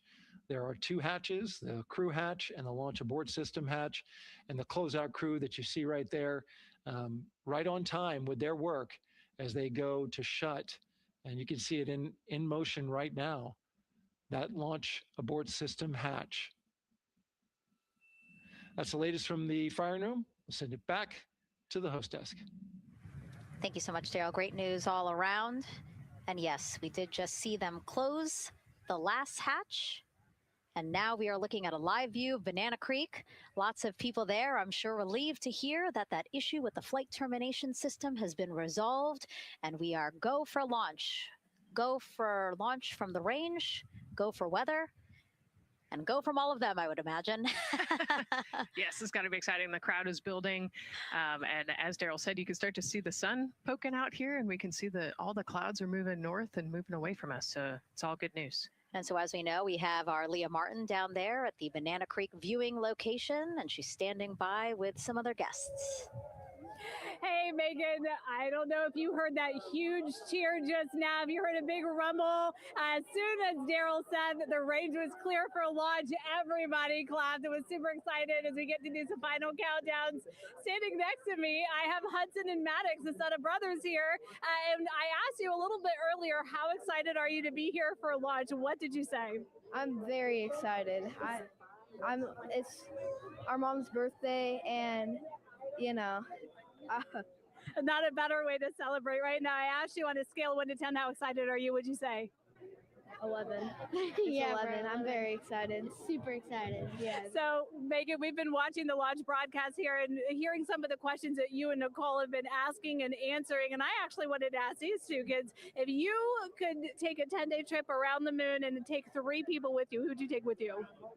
Well, I'd take my dad and my mom. And I mean, I don't know. Probably my best friend. I'd just say one of my friends, Oh, what are your friends? So brother got left out. Who would you take? That was just what I was thinking. My dad and my mom and my best friend. That's a pretty good answer. Your brother can get his own trip to space, right? Yeah. So I'm actually joined here also by Dad. Now, you were sharing with me that a lot of the work that you've been doing over the last several months has been prepping the launch teams, our engineering teams, our ground systems teams to get ready for launch, to be mindful and to be in this moment. How does it feel to be standing here knowing that the people you work so closely with are doing what they're passionate about, or doing what they were born to do, moments away from launching this rocket? I mean, this is an exceptionally happy moment for us and all of us and the people that are, about to take off on this historic trip here. And I'm grateful to know that we've helped in some way, shape, or form to help them stay steady and calm, in such an exciting time within the agency. And so to just be here and witness it and know that, they've got some tools to help them stay calm and steady is everything to us. So. Fantastic. Well, Megan, we are standing by ready to go, and we're ready to cheer this team on. Thanks so much, guys. And yes, Leo, we did hear that cheer. That was very exciting. I think the vibe over there is they're celebrating, they're having fun. And here, once they heard that we're go for launch, everybody had to run back to the camera and work. It's a little bit of a different vibe, but I definitely think that people are excited, especially as we see now live inside of the White Room at the launch pad. The closeout crew has closed the launch abort system hatch. You saw there, we took it live. Took a lot of them. I think all of them, except for one. I think it took all 3 or 4 of them to push that hatch door close. And then they felt around the perimeter of the door to make sure that everything was sitting just right. Right. Yeah. We talked about how heavy the crew module hatch is. This hatch is just as heavy probably. And so, they're working the closure here and working those connections. And you can see, there's still 3, 4, 5 people that we can see in the White Room. It takes a lot of people to get these hatches closed and this rocket ready to launch. Mm-hmm. And so the next step in the countdown is that this team will start closing out the White Room. So basically disconnecting things, stowing things, making sure that when they leave, there is nothing that isn't supposed to be there. And really, then at that point, it's just all 4 of the crew member, Victor, Reed, Christina, and Jeremy by themselves at the top of the launch pad. Yeah, and then eventually that crew access arm will move away, and then it'll really just be them up on top of that rocket. Mm-hmm. Yeah, your eyes lit up when I said that. That's exciting. It is. It is. Yeah, we had a moment, we talked a little bit about my fear of heights, but most of our crew is afraid of heights. And so there was a moment where I realized that it was just us, 100 and some odd feet up and no crew access arm, and may or may not have said something that made everybody go, huh. Were you wondering to yourself, how did I get here? We're pretty far up. That crew again, bringing that drag-on camera. That camera is a handheld camera that is a live look for teams who are remotely watching these operations closely. Again, verifying that things are as they should be before the crew starts, the closeout crew starts leaving the white room. You see them checking their procedures. You can see they're covering the ends of those hoses. That's to protect those hoses from FOD. So we don't want any dirt or anything to get into those while we transport them and stow them. So you can see Andre there working to close out the hoses as well while they're cleaning up the white room. And so they'll tape that close. You just saw number five holding some tools. Again, we'll stow those away. You have to account for everything. Obviously, they did have tools out. They did have procedures, paper, notes out. Like all of that has to go. Yes, and you can even see on number 3's hat, he's got a string that's connected to his suit there. Mm-hmm. That's, again, just to make sure that we don't lose anything. If, a gust of wind or you get knocked or something, you don't want to lose a single thing in the white room. So everything is tethered, everything is accounted for, and everything is protected. The crew now, another live view of them inside Orion. Jeremy, Christina, and Reed and Victor on the right side of your screen. What do you think they're thinking right now, Nicole? Oh man, just over an hour to launch. There's probably a little bit of a lull right now, monitoring some systems, but you can see Reed's got his feet crossed. So I think just trying to relax and, pass the time by maybe thinking through the items that they're going to monitor through the launch, the different jobs that each of them have throughout the launch. And once they get to orbit, this first day on orbit is actually really busy for them. Mm-hmm. They've got, 2 burns that they have to monitor. They've got to get the system set up, and they've got to get the cabin set up. So there's a lot going on in the next 24 hours for this crew. I think they've got a couple sections where they get to take a nap, but I don't think they get a full night's rest for quite some time. So, yeah, going through what's next. And so as we say that, imagine what it would be like to live in a spacecraft for 10 days. Let's take a look at what life will be like in Orion. Artemis 2 is our first crewed mission back to the moon since the Apollo program. A lot of the focus of Artemis 2 is really checking out systems to be sure that we're ready and well positioned for continued human exploration. My name is Susan Baggerman, and I'm the Chief Health and Performance Officer for the Orion program and the Artemis 2 mission. And this is 10 Days in Orion.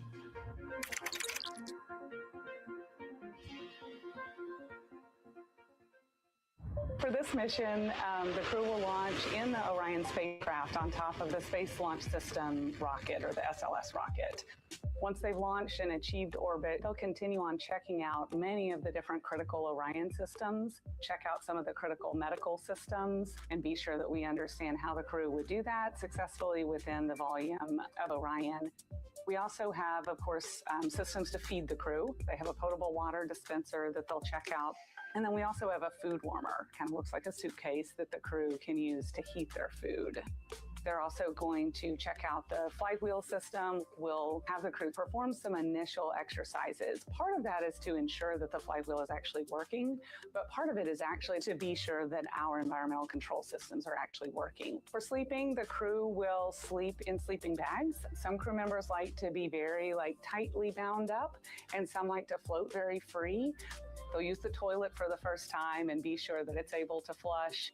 While they're on their journey, they'll do some testing that they quickly don their suit just to be sure that we would be ready in the future for an emergency.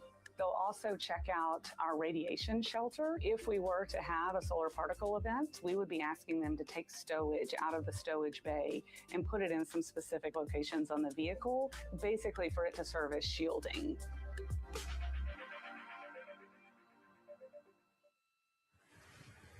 And so I want to talk a little bit more about what we just heard in that package. I am interested in the space food. So Reed, Victor, Christina, and Jeremy have a pretty big menu to choose from, so that's really cool. We're actually going to pull up a graphic now that kind of shows you some of the food that they're going to have with them on their 10-day journey around the moon. We know of more than 10 types of beverages. There's coffee, a mango peach smoothie, apple cider, lemonade. So those all sound delicious. And now I've just remembered I haven't eaten lunch. They're actually not too bad. I actually have a mango peach smoothie with me today. No way. Yeah. So you can see they come in these little packets here, but it's just kind of a dried powder that you add water to. So this would actually, you'd add 175 milliliters of water and let it sit for 2 to 5 minutes, and then you can stick a straw in it. You saw in that package they put a straw on the top septum portion there, and then you can drink it. And so this is the packaging. This is food that you brought up with you, or that you had while you were at the ISS. Yes, yeah. Actually, this is all food that we have available to us on the standard, what we call the standard menu on the space station. And so, actually, the graphic there showed quite a bit of the standard menu that they're going to take with them. So, yeah, let's pull space it back food up, is space actually. food. Yeah,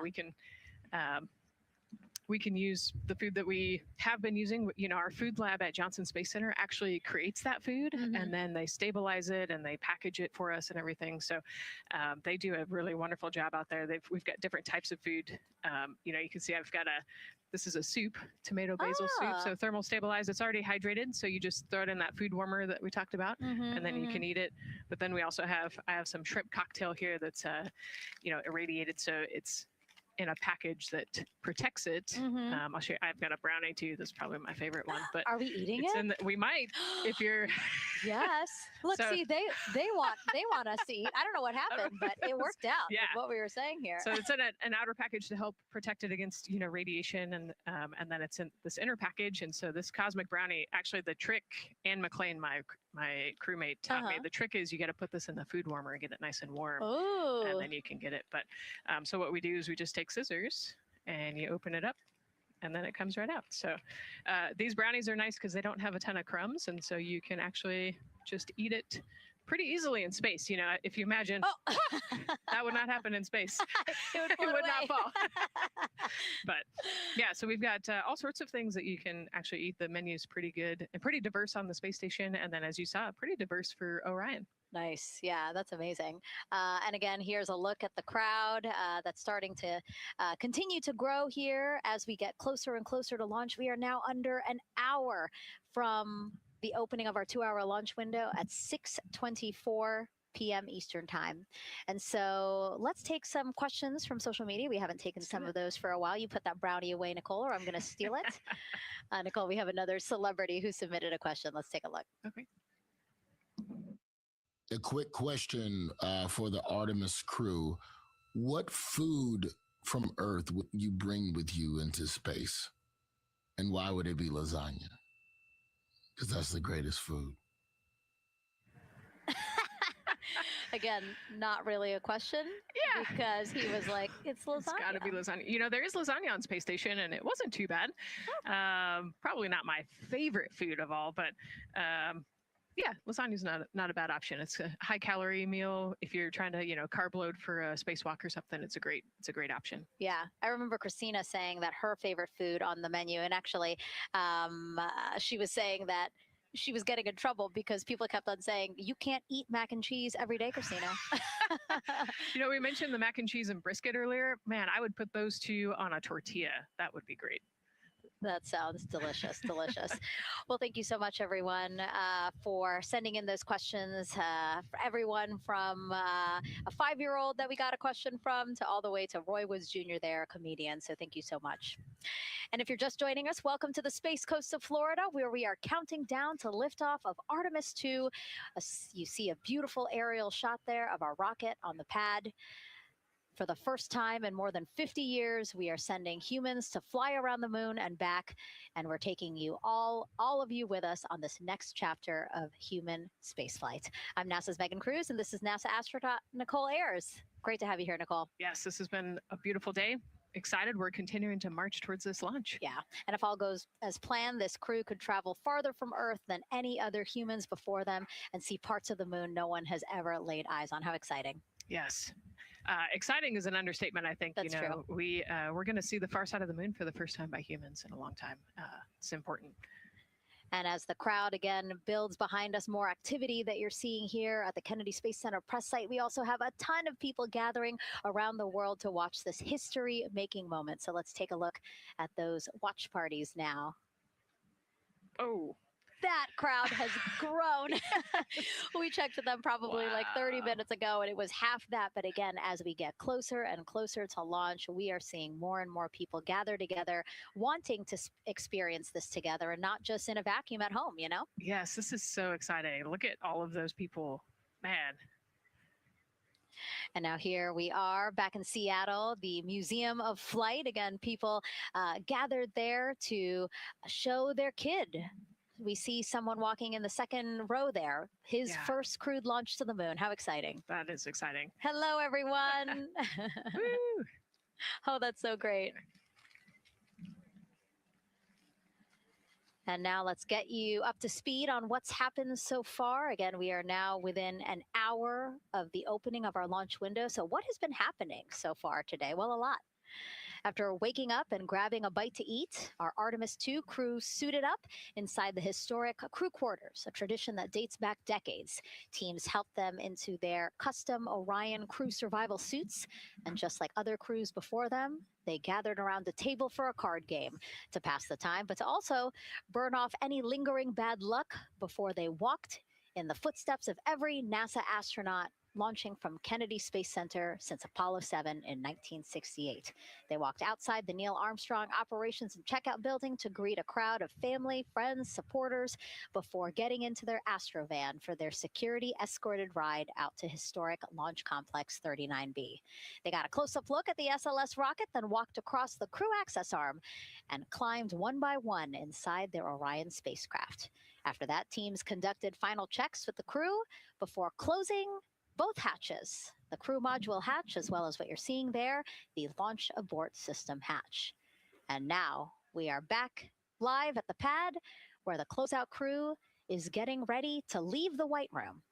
They are now tethered, Nicole, because they are about to move some pieces that connect the Orion spacecraft to the White Room, correct? Yes, there's kind of what I would call a shroud. You can see them working that there. So it is actually connected. So that way the gap between the crew access arm and the crew module, and well, I guess that's the LAS there, is covered.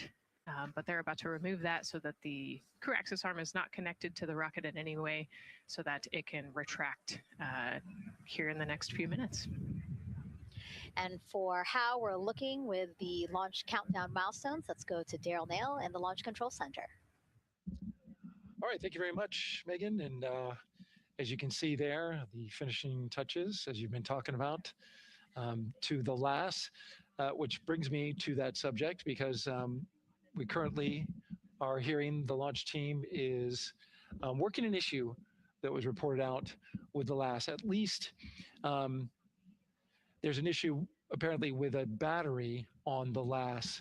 The engineer who is in charge of the launch abort system sits on console here, reported that a temperature for one of the two LAS batteries is out of range. And although it's not a constraint for launch right now, it would be when that temperature is checked inside of T-minus 6 minutes, which is inside of terminal count. So right now, the team is working some troubleshooting on this issue. Going to follow, of course, along closely with what they learn. But again, a battery temp for one of the two batteries on the LAS is out of spec, and the team is working to understand, first of all, whether or not this may be a sensor issue, or is there an issue with the battery itself. So again, looking into it, troubleshooting and researching as we speak. With regards to the weather, we did get some good news there. Launch Weather Officer Mark Berger reporting to the launch director that the weather chances have now improved for the window. We are up to 90% go, which is great news. Again, 90% go. That is up from the 80% that we started when we had the first weather forecast come out officially 3 days ago. And so that is great. And for anybody who's here in the launch area knows that is certainly viewable. They can see that by just looking up. So we're getting some good clearing as forecast. And then just a reminder for those people who are watching the launch from the nearby area that if you're watching on an internet-enabled device, just remember that there may be a little bit of a delay. Can't tell you how much of a delay, but since it's on an internet device, sometimes this broadcast might be a little behind what you're actually seeing. So just keep that in mind as you are watching. Don't wait to the last second to run outside if you're inside your RV or your camper or your house. That's the latest here from the firing room. Of course, we'll keep track of that last battery issue. We'll send it back now to Megan and Nicole at the host desk. Two of them there had to be tethered to the inside of the white room, because obviously now we have detached the white room from the Orion spacecraft.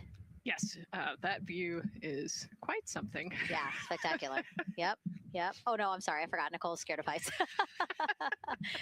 An astronaut afraid of heights is actually not uncommon, as we've learned today.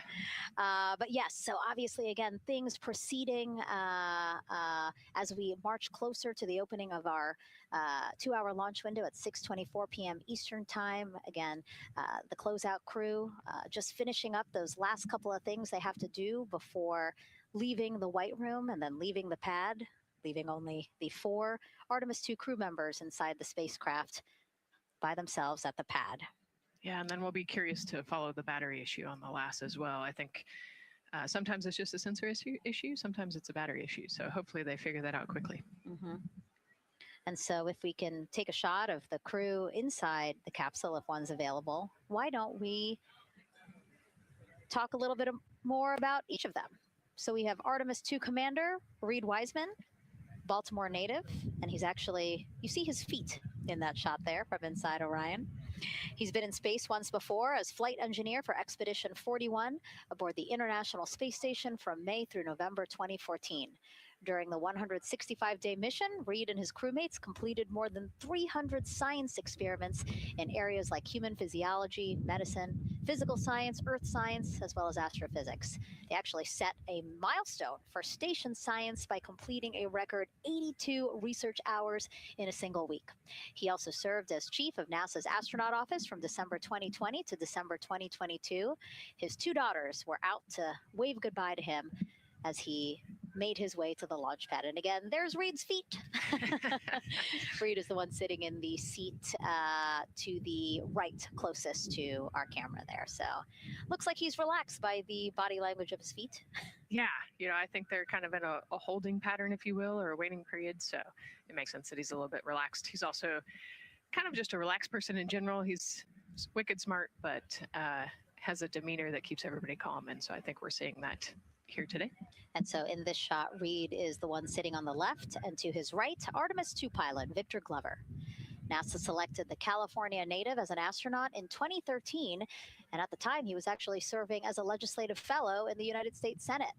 His first trip to space, November 2020, pilot of NASA's SpaceX Crew 1 mission, That was the first operational mission of NASA's Commercial Crew program, which resumed launching American rockets from American soil to the International Space Station since the end of the shuttle program. Victor is a U.S. Navy captain and naval aviator who served as a test pilot, racking up more than 3,500 flight hours in more than 40 different aircraft. So again, he probably feels pretty at home in the pilot seat of Artemis 2. Yeah, I think he does. He got to say goodbye to his wife and 4 kids. Again, those were the family that he had here at Kennedy Space Center before the 4 of them drove out to the pad. Yeah, and you can see there, we talked about Victor's energy earlier, and you can see him working through, pushing some buttons on the displays. Looked like he was pulling up a procedure, so he's following along and ready to go, looks like. And then mission specialist Christina Cook, sitting on the upper left-hand corner of the screen there, native of Grand Rapids, Michigan, was selected to the Astronaut Corps in 2013, same class as Victor, served as flight engineer on the International Space Station from March 2019 to February 2020. During that time, she set a record for the longest single spaceflight by a woman with a total of 328 consecutive days in space. How cool. She also participated in the first ever all-female spacewalk. And before becoming an astronaut, Christina helped to build space science instruments and led scientific fieldwork in some of the most remote environments on the planet. Her hobbies include surfing, rock climbing, And community CDR, service, yoga, and photography. Go ahead, NTD. There's a couple of suppressed overvolt messages. We're going to go ahead and clear those off your screen. We see them and we copy. All right. NASA test director. We're still working here, trying to get through everything. So we're getting close, and then trying to talk that other issue that we just picked up a little bit ago. But I think work-wise, we're doing really well. Sounds good, NTD. We're doing great on board. Glad to hear it. NASA test director giving an update to the crew. Some messages flashed on their displays. Just wanted to say that they didn't have to worry about that. We're going to clear that. And that also just reassuring the crew, again, that they are tracking and working the issue with the launch abort system battery. Yeah. All right. And then first-time flyer, Canadian Space Agency astronaut Jeremy Hansen will fly to the moon as a mission specialist on the Artemis 2 mission. The London, Ontario native selected as an astronaut in 2009. After that, he worked as Capcom at NASA's Mission Control Center in Houston. Capcom stands for Capsule Communicator and is the sole direct voice communicating with astronauts while in space. Jeremy also participated in training exercises, really cool ones like living on the ocean floor off the coast of Florida to simulate deep space exploration for a week. In 2017, he became the first Canadian to lead a NASA astronaut class. He also enjoys getting out on a sailboat, rock climbing, and mountain biking. He has a wife and 3 children. And he's the one that you see bottom left-hand corner of your screen. I know, I'm trying to see what he's doing there. Christina's looking too. And so there is your Artemis 2 crew inside the Orion spacecraft. And this is actually the 7th time NASA astronauts will launch on a new NASA spacecraft designed for crew. And if you're wondering about the first 6 crewed test flights, here they are.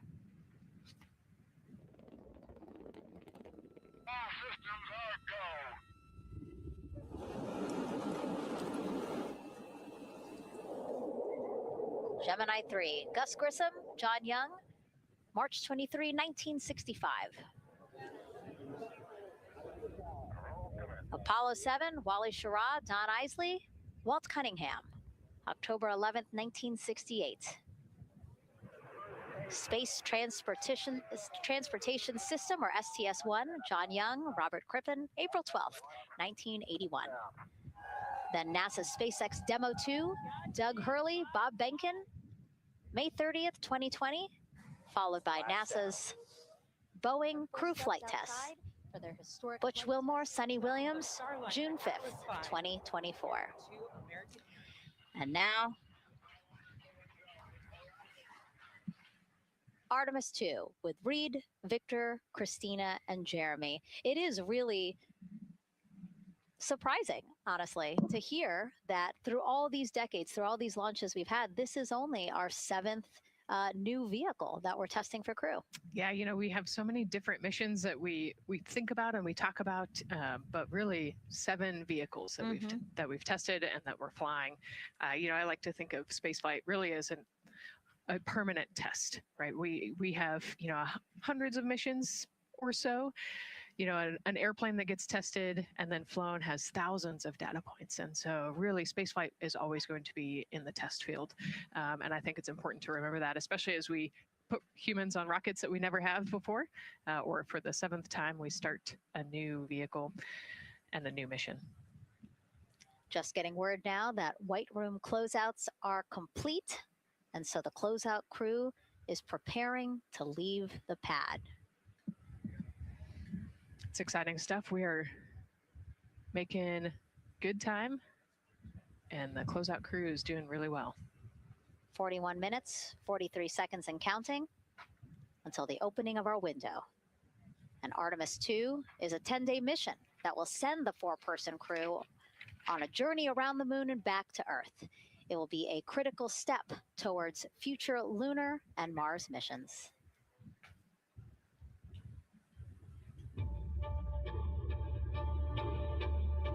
We're going back to the moon because it's the next step in our journey to Mars.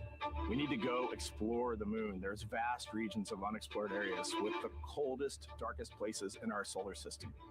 This is a test mission, and when we get off the planet, we might come right back home. We might spend 3 or 4 days around Earth. We might go to the moon. That's where we want to go, but it is a test mission, and we are ready for every scenario as we ride this amazing space launch system and the Orion spacecraft. But another reason we're going back to the moon is to fulfill NASA's mission, which is to explore the unknown in air and space, to innovate for the benefit of humanity, and to inspire the world through discovery. And when we succeed and when we accomplish the things that we set out to accomplish, that inspiration not only can set up new things to happen, but it also is a reminder in tough times that we're capable of doing great things when we work together. The thing I love about the moon is that it's not just a beacon for exploration and this platform of possibilities for incredible missions like this, but it has benefits. That's actually why we're racing towards it. Those benefits are really wide in nature. You have everything from innovation, technology development, not only for future missions going deeper into the solar system, but technologies that come back to Earth. You have inspiration, a whole generation of people starting this pipeline of STEM workers and manufacturers and operators that are excited to see what you can do when you work hard and you come together as a team. When I think about the 4 of us flying around the far side of the moon, seeing that Earth rise, taking images and video and sending them back to you, the feeling that I have inside is hope. We know that Artemis 2 is not the solution for humanity on planet Earth, but it is a contribution in the positive column. We hope that just for a moment that people will pause and say, wow, it's extraordinary when you look back upon the Earth with over 8 billion people. And you see this concrete example of what humanity can do, this extraordinary thing when we set big goals. And CBR NTD to achieve them.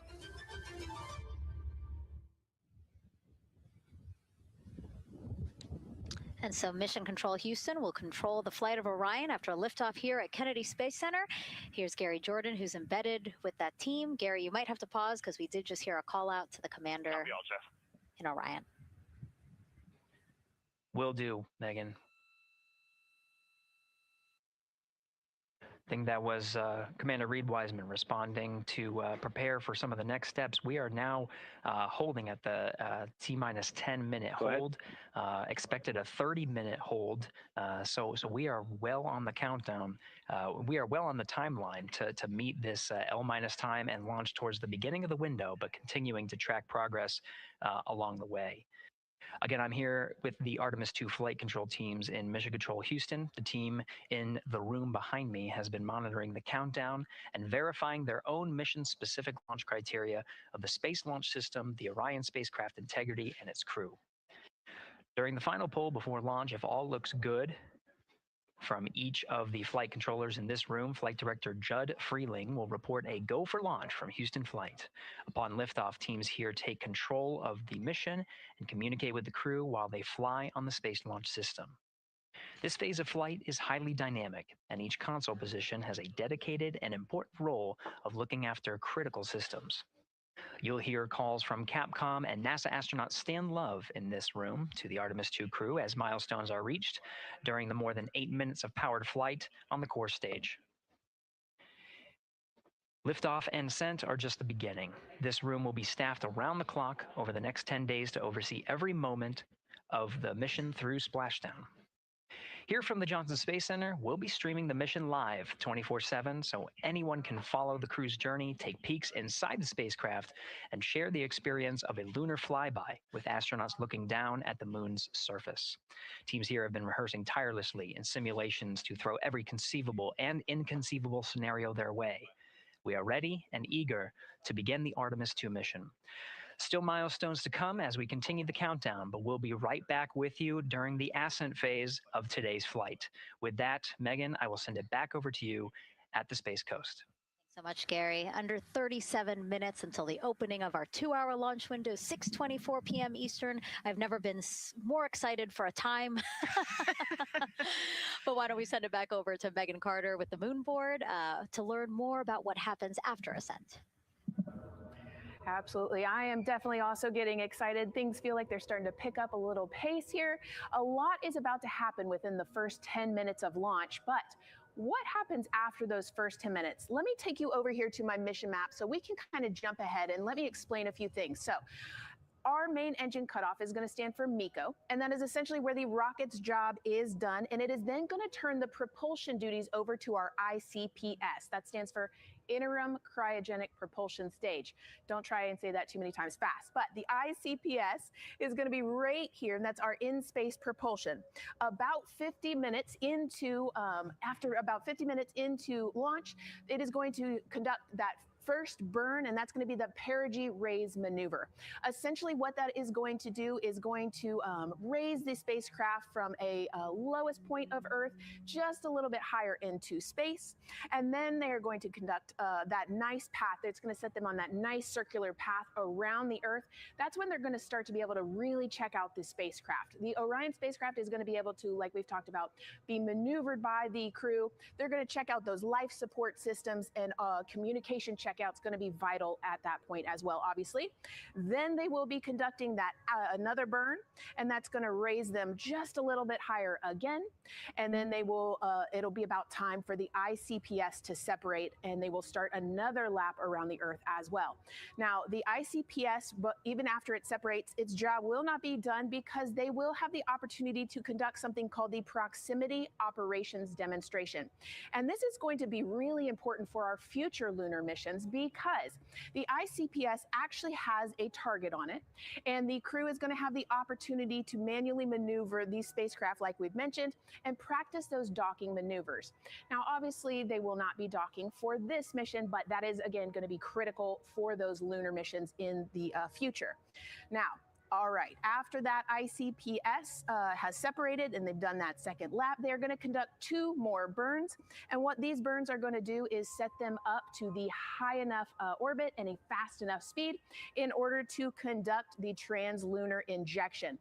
This is going to be that critical moment and that critical milestone where they are going to produce about 6,000 pounds of thrust. And this is that point that is going to take them out of low Earth orbit into deep space, and it's going to set them on that nice path towards that lunar flyby.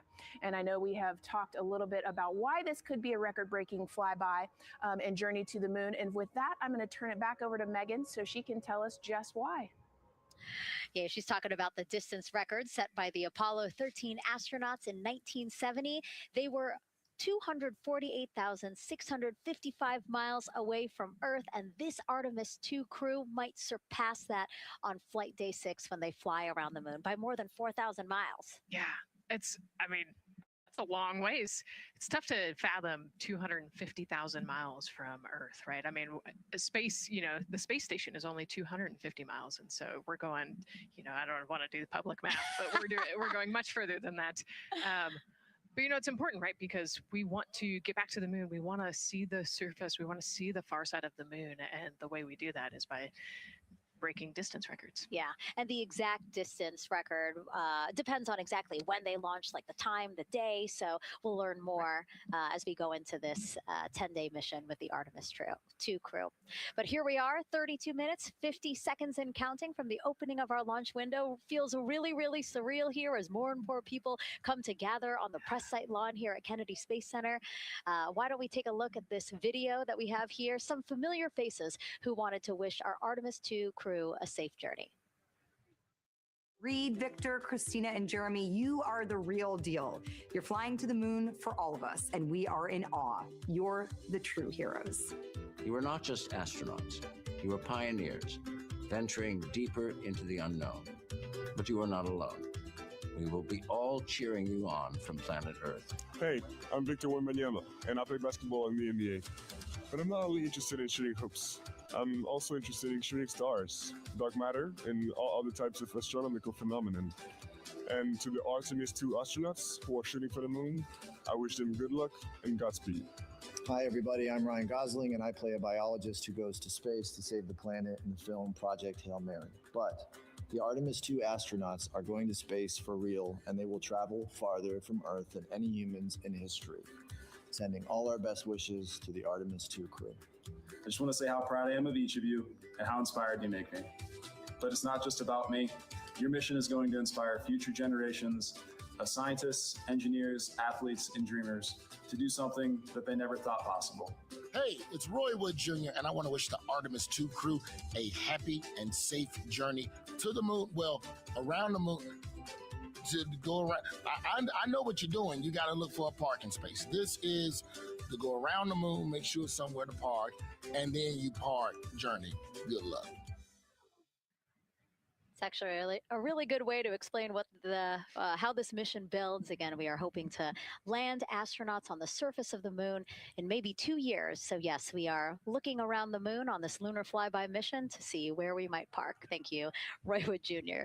Okay, and as we look at this live view of the rocket on the pad, there is a spectacular place here at Kennedy Space Center to watch launch from, and that's the Banana Creek viewing area.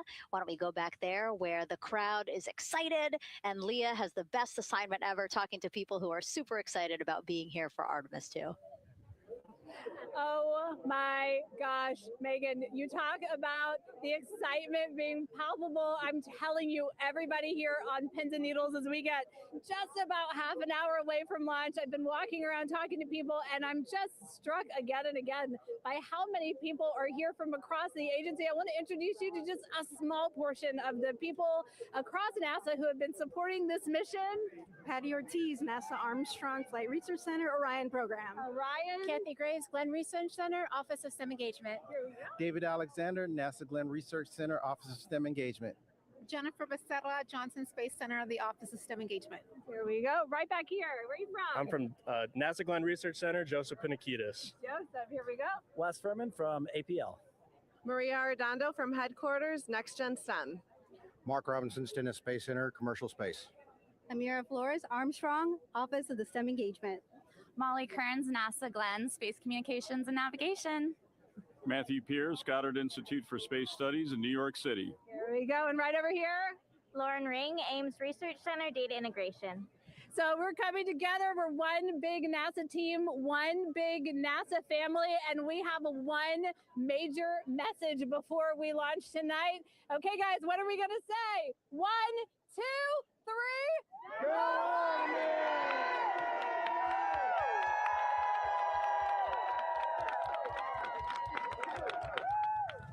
Oh my gosh. Oh my gosh, that made me so emotional. That was so inspiring to see. I mean, wow. Yeah, that was great. I mean, just to hear everybody say their position, what they're doing to support this mission is amazing. And I'm sure this was something that really rang true and resonated with NASA's Administrator Jared Isaacman, again, to see the workforce come together to do the work and then to be here for launch. So why don't we actually go over to him now with our Jasmine Hopkins at one of our other viewing locations. All right, Megan, thank you so much. The energy here on the balcony is honestly becoming electric as we get so close to launch. And now we are thrilled to welcome NASA Administrator Jared Isaacman. Jared, we're really entering a golden age of exploration. How will Artemis 2 set the pace for the coming years? Well, I mean, Artemis 2 is the opening act, right? This is the test mission. This is getting very comfortable with the SLS rocket, the Orion spacecraft. No humans have ever flown on this before, right? And we're going to put it through its paces. We'll go into Earth orbit for a little bit, make sure Orion's doing okay, and then we are sending them, right? We're going to send them farther into space than any humans might have gone before, 250,000 miles away, and it's going to set up for the subsequent missions. That's why we're going into the golden age of science and discovery right now, because you're going to see moon rocket launch in 2027 when we do our testing with the lander. We're going to go for the landing on Artemis 4 in 2028, and in parallel, we're going to build the moon base, right? And that is going to be filled with science discovery and tech demonstrations that's going to support the enduring presence we're trying to create on the surface. Absolutely. So honestly, history-making years ahead of us, with Artemis 3 and 4. But first is Artemis 2. What will be our single greatest takeaway from this mission? Well, I'll tell you, I mean, after ignition, to me, the moment that I'm going to be most excited for is splashdown. There's no question about that. Good shoots coming down off the West Coast. But look, I think the takeaway from this is gaining extreme comfort in the Orion spacecraft, right? I mean, this is very different than what we've done for more than a half century, right? I mean, the velocities that spacecraft is going to re-enter at, it's going to be new territory for us. We want to get our arms around that completely. So I would say the performance of SLS plus Orion is everything on this one. We want to make sure we do it in as a safe way as we possibly can, understanding what we are undertaking right here, bring our crew back, learn as much we can from the vehicle, set up for Artemis 3 in 2027. Right. And Administrator, we've actually had a pretty young audience today here, some kids running around the balcony. How do you hope Artemis 2 inspires that next generation? I talk about this all the time. One of our overarching KPIs that we should always be tracking is the number of people living and working in space. Well, what's another strong number 2 on that one? It's the number of kids that are dressing up as astronauts for Halloween, so that they grow up, that they're inspired to want to join in this grand endeavor, whether they come work with us here at NASA or they join in industry, but they're helping humankind venture out farther, pursue all the secrets of the universe. Yeah, I think we'll see a lot of kids dressed as astronauts this year. And finally, Jared, you've really made a personal mission to get to know the people behind the work at NASA. Do you have any final thoughts, any final words before today's history-making launch? Yeah, well, one, I want to express a lot of appreciation. I'll tell you what, the 4 astronauts on top of Artemis 2 know this. It takes an army to pull a mission together like this, right? Across all 10 of our centers, all of our commercial partners, the international partners that come together to make this possible. My sincere appreciation for everyone who is currently working the mission right now, so getting them ready for launch, that will be watching over them in mission control, recovering this crew when they splash down off the West Coast. I have complete trust and confidence in your abilities, and everybody else who's not directly working on Artemis 2, Artemis 3 is coming up next year. When this mobile launcher gets back in the VAB, we're going to start stacking. Wow, plenty of excitement ahead of us. Jared Isaacman, thank you so much for being here. Thank you. Thanks for being here. Of course. All right. And with that, let's get back to the countdown with NASA's Megan Cruz. Under 25 minutes and counting from the opening of our 2-hour launch window, and take a look at all these people behind us. I literally, every moment I turn around and I see the clock, I am like, oh, wow. Oh, wow. There are more people and less time. Yes, exactly, which is a great problem to have. Yes. Now, this first crewed test flight of NASA's Artemis program coincides with the 250th anniversary of our country's founders signing the Declaration of Independence. Exploration is a part of America's DNA, and it continues now with our return to the moon. 250 years ago, 13 colonies laid the foundation for the greatest and most enduring democracy in the history of the world. One driven by courage, faith, and freedom. From that moment, we became a nation defined not by where we stood, but by how far we were willing to go. We conquered vast frontiers, invented tools that shaped a modern world. We found light in the dark, and we rose from the earth. Faster, higher, farther. We pushed beyond the sky and into the unknown. We carried our courage into the cosmos, and we planted the American flag on the moon, the defining achievement of American superiority in space. Today, our curiosity stretches farther than ever. American robots search ancient rivers on Mars. New telescopes unfold to glimpse the first stars. And a new generation prepares to return to the moon, this time to stay. For 250 years, America has carried the light of humanity forward. But American exceptionalism isn't inherited, it's earned. Our greatness comes not only from what we've done, but what we're still determined to discover. Because in every era, across every horizon, America is at its best when it's reaching for something greater. America celebrates 250 years, and we are leading the world into the future.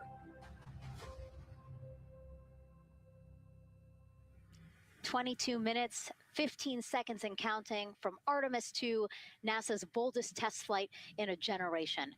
The crew has said this often, that they hope it inspires children around the world. And recently, a group of kids here at Kennedy Space Center got a surprise of a lifetime while watching that rocket roll to the launch pad. So tell me what color it is. And you're going to be on that rocket. We're going to be on that rocket. I could make it a little bit longer. Did you see it? Okay, so everybody's looking at the rocket because it is kind of cool and impressive. One of the coolest things happening over there right now, though, is it's on top of a giant tractor. Doesn't all food come in like tubes? It's in these like little plastic bags. You have to like rehydrate it. Sushi. There's not. I haven't seen sushi in space. It's probably hard to keep that back. Constructed sushi mashed together. My favorite part was this one little girl. She had a question. She patiently held her hand for a long time, and Christina turns to her and says, "Okay, what's your question?" She just goes, "I forgot." It was like, that's a perfect little kid moment. Wait, are you like mother's cartoon astronauts? Say that again? Never mind. It's really hard to say. Go Artemis! These two? Yeah. Yeah. There you go. I like your dabbing astronaut back there. It's just so fun to see the enthusiasm, the energy, and a little bit of chaos. 3, 2, 1. Wasn't that so cute? I love kids and their excitement and, you know, even just being real. Like, I don't remember what I was know. gonna He ask. goes, but I'm glad you're here. Now, here we are, Space Center Houston. The crowd has exponentially grown throughout the day. We started showing you live shots from in there probably an hour ago. And now take a look at all the people there getting ready to witness history together. It's something really special to be able to witness something like this together. Yeah, you know, we've heard from celebrities and officials and kids, and, you know, it's amazing. People from all around the world came here today to Florida to watch. So it's something, it's hard to put into words, just how much support for this mission we're seeing today. And great news too. Remember, the team was tracking an issue with the launch abort system battery. They appear to have cleared that issue. So we are go for launch. Yes, it's exciting.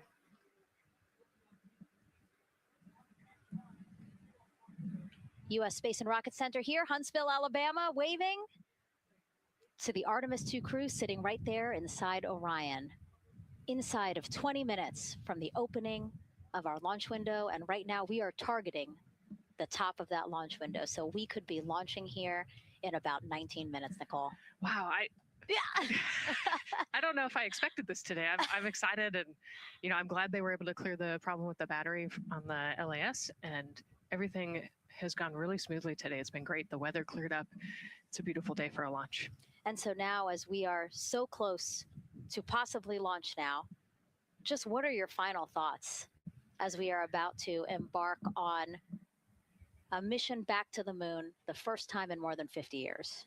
Yeah, you know, just so proud of the crew and all of the teams here on the ground that made this happen. You know, they are carrying the torch from the Apollo era into the Artemis era. And, you know, as the crew likes to say, they want to be the shoulders that the next generation And let's see, CGLS, can you help us with that, please?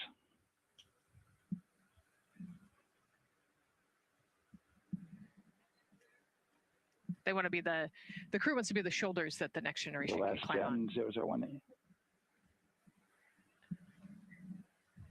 You know, I think it's in their patch. We're going for all. It's in the name of their capsule, integrity, representing humility and the professionalism of everyone that got them there today. So proud of them. We love them. We're excited for them. And we cannot wait to see what they see. Just leveraging everything we've learned so far as an agency, taking us from Apollo now to the launch pad here, 39B, with Orion and SLS poised to again fly us into the history books. And before we leave you now here at the host desk to get back into operations, we just wanted to answer one question for you guys. We asked you earlier on today, what are you most excited for? And we asked you to go vote on Instagram and Twitch. Instagram, you guys said launch. Twitch, you guys said lunar flyby. So I think you guys will all be very excited since we are now about 17 minutes from the opening of our launch window today. And so with that, as we approach terminal count, let's send it back to Daryl Nail in firing room 1. Daryl. All right, thank you, Megan and Nicole. And just want to give you an update on the launch abort system that you just reported that they cleared. They believe, they are convinced this is an instrumentation failure. So there are 2 batteries on the LAS. The LAS, of course, and with the help of my 2-year-old son's model rocket, Daniel said I could use this, so it's okay. The LAS is right here. It's the tower above Orion. Orion capsule is inside of here. It's used to pull Orion off the rocket in case something's going on with the rocket, either on the pad or in flight. 2 batteries are bad. Well, I'm sorry, one of the 2 batteries reported an out-of-family temperature, and it was very much out of family. And so they checked their data going back into the vehicle assembly building where they recharged the batteries and worked on them. And they have good, solid data, they reported, that tells them that this is an instrumentation failure, that there's something wrong with the sensor. And so they took it before the mission management team, which has to accept the risk, any changes to launch commit criteria, which this would be one, and they all fully accepted it. So now we are clear as far as that constraint is concerned. And one quick thing as we count down now, we are getting into the final minutes before liftoff. There's a 2-hour window. We haven't quite set the T0 yet, but this is a list of the cutouts. There are 150 cutouts that are included for this 2-hour launch window. And that's important. They're in very small print. That's important because there's basically 16 minutes inside this window that they cannot launch. And these are because of small things flying in orbit. There's a lot more things in orbit than there were back in Artemis 1 when we had 35 to 40 cutouts. For that reason, because of these 156 cutouts, they're going to be managing the launch window as we go forward. So they may have to wait out one of these cutouts. They range in time between 2 seconds to 23 seconds, but you'll hear the NASA test director talk through that. We're getting ready to merge that loop from NASA test director Jeff Spaulding.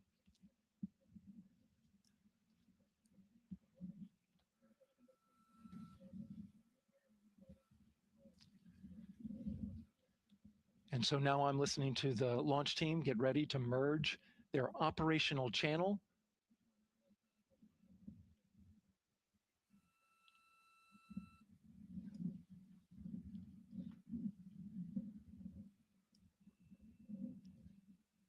We're now entering one of the most consequential phases of launch day, and that's terminal count, the final 10 minutes. And OTC, NTD on 212 for comm check. Good comm. Help me. I hear the same. STC? GTC? GTC is on 212. All right, copy that.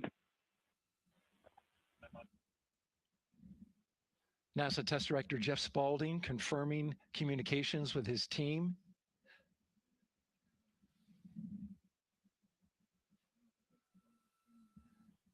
There will be 2 polls that we'll hear. One from Spaulding the NASA test director, confirming the ground systems and the launch team are ready to proceed. At this point, we have a clear board,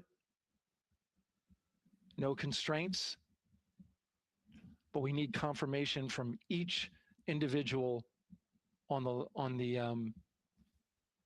NASA test director team.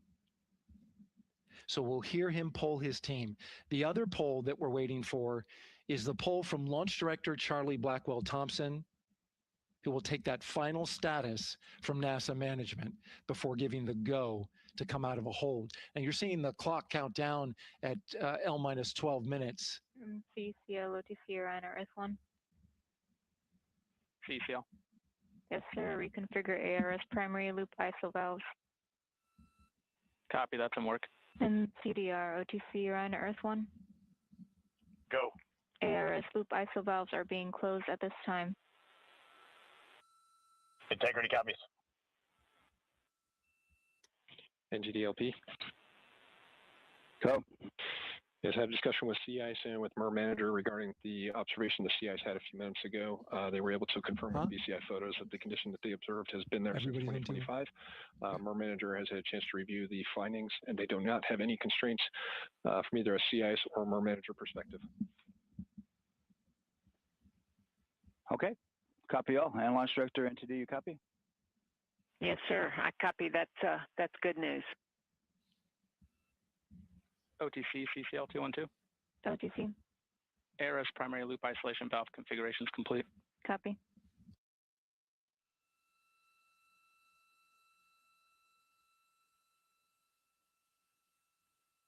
And CGLS NTD, cancel pending, please.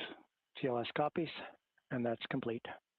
All right, and for all personnel, we got a little bit more work to do before we pick up the clock, and we're about a little over a minute from getting to T-minus 10 minutes, but we've canceled the resume time there, and then we'll pick it up after we get through all of our work and anything else that we need to do to get through the remainder of counts. So we'll continue working that to get to our T0 today. So when we get to about 50 seconds from now, we'll extend that hold. CVSE OTC. CVSE. 400-290, looking to verify that we are configured for ascent. Yep, give me about 2 more minutes. I'm going to start CMA2 streaming. Copy. NTD, COSE, hold requested. Copy that. I have an LCC violation of O-CT-004, S-band transponder anomaly. This was a transient LCC violation, so transponder 1 had a demodulated SNR estimate that went down to 2 dBm when it should have been between 10 and 13. It is now back up to 12, but we did lose that for just a moment. It does not appear that we lost our bit sync or carrier lock, which would be indicative that we lost our lock with the vehicle. So at this point, recommendation would still be go. However, we do have a pre-planned contingency procedure if we want to look at that. But again, this is transient, so we're back in a nominal range. All right, let's see, LPE NTD. Yeah, we're not seeing that hit. So I guess the question for COSE, was that less than 3 samples? Is that below our persistence? Stand by, let me look. It did look like it did persist for several seconds on mine, but let me take a look at the number of samples. Could I get a repeat on the affected LCC, please?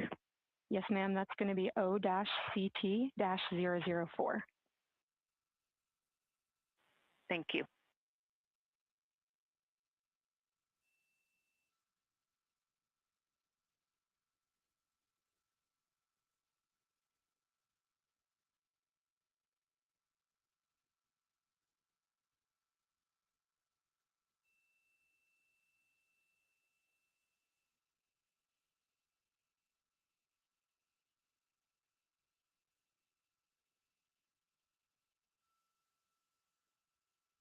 Yeah, us taking a look at the data right here, looks like that was a single sample.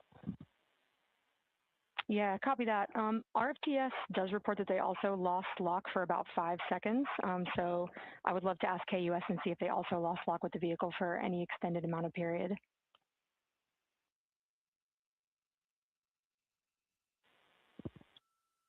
And COSE, while we're doing that, these are 1/10 hertz measurements, correct? So we would have had to lose it for over 10 seconds to get a second sample? Yes, sir, that's correct. It is 1/10 hertz. Yeah, so from our perspective, the allowance is effectively up to 30 seconds, up to 3 samples based on the 1/10 hertz. This is not an LCC violation, I believe. Yes, sir, I would agree with that at this point. Copy that. We're checking with KUS on 232. I don't think they have 212 access. We're trying to verify, but it sounds like they have a loss of lock as well. About 2 seconds. Okay. And I guess for both KUS and COSE, do we have lock now? That's affirmed. We do have lock for COSE.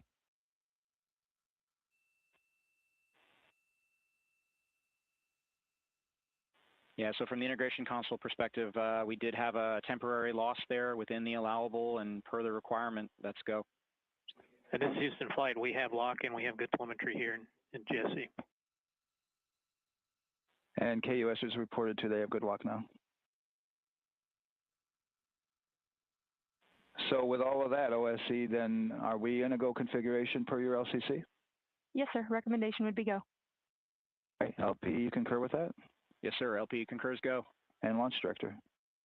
Yes, sir. Launch Director concurs go. All right, and I'm going to go ahead and just verify everybody has everything else complete, Launch Director, and if we do, we'll be ready to pick up the poll at that time, unless there's something else that you're aware of. No, sir. Let's verify all our work is complete, and I would like one last check of our constraints list. All right, let's see. OTC, are you still waiting for ComConfig, or are you? That is affirmed, sir. Okay, yeah, the only open item? Yeah, OTC, this is CVSC. That 400 step 290 is complete. Copy. Okay, so OTC, you're complete with all of your work? That's affirmed. All right, copy that. STC? STC is complete. And GTC? GTC is complete. Okay, excellent. All right, and LPE, just want to verify we have no open constraints at this time. No open constraints. We have a clear board, sir.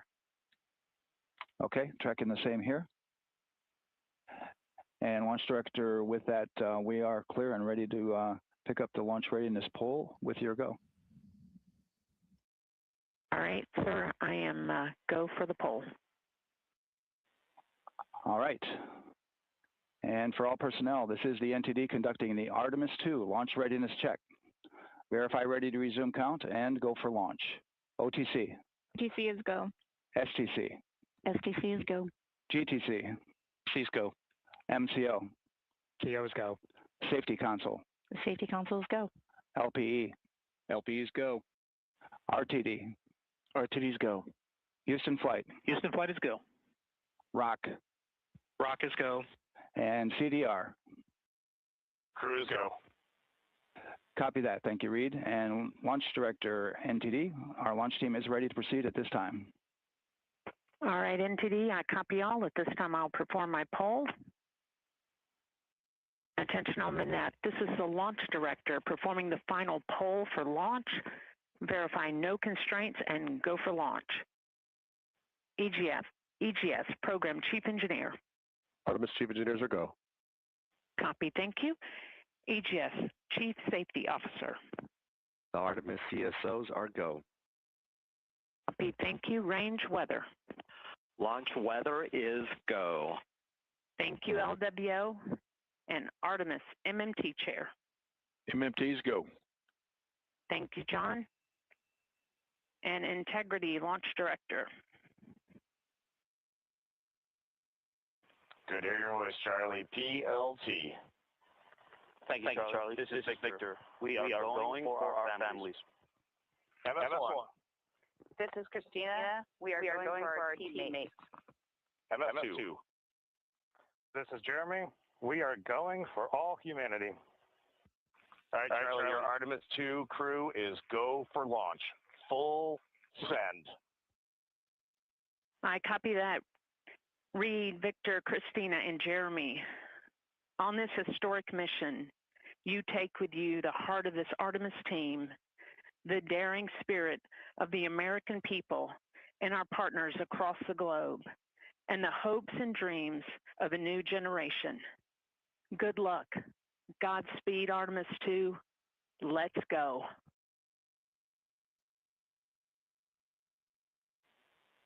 And NTD Launch Director. Go ahead, Launch Director. Yes, sir.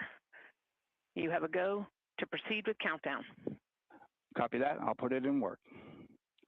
CDR, NTD. Go. Your risers and initiate short purge per your EPROC 10.1.1, steps 8 and 9. 10.1.1, 8 and 9 going to work. Copy. CVSE NTD, start and verify recordings of our Orion cameras. Copy. Okay. Well, there you heard it. RSR NTD. RSR. They're getting ready to start terminal count. arm rotation enable at this time, please. It's currently at T-minus 10 minutes. Once we wrap up this last bit of work, SNA arm rotation enable complete. we're going to start that clock. Copy that. Thank you. Integrity crew, close and lock visors.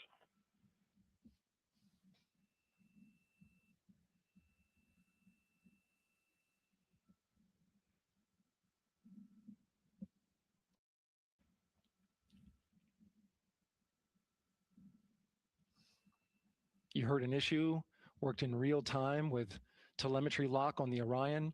It was transitory. It was very short. They checked the data, confirmed that they had a good lock. This was with the S-band transmitter on the Orion. Worked through that issue, looked at the data, and cleared it. All with the world watching. Impressive work by the launch team. So we have a 2-hour window, which starts in just a few minutes at 6:24 p.m. Eastern Time and goes until 8:24 p.m. Eastern Time. And ECL NTD will be waiting for your verification on the short purge. ECL copies. And for all personnel, once we get that short purge verification, we'll verify that we are clear to go, and then we'll proceed with the terminal count.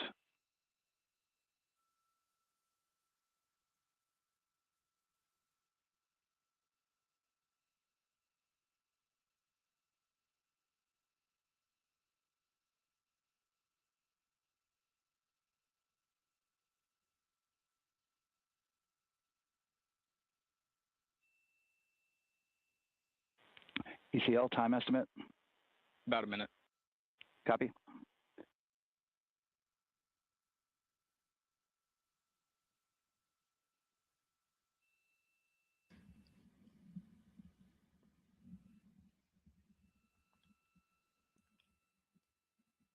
So we're going into the launch window, but not by much, it looks like. Just wrapping up some final work. And once that's completed, you'll hear NASA Test Director Jeff Spaulding ask for the ground launch sequencer operator to go ahead and start the clock. The ground launch sequencer is an application software. It runs on top of the launch control system in the firing room, acts like a conductor of an orchestra, executing hundreds of commands in precise order and timing. It's all autonomous. NTD CCL 212, short purge initiation is verified. All right, copy that, and we're verifying our constraints.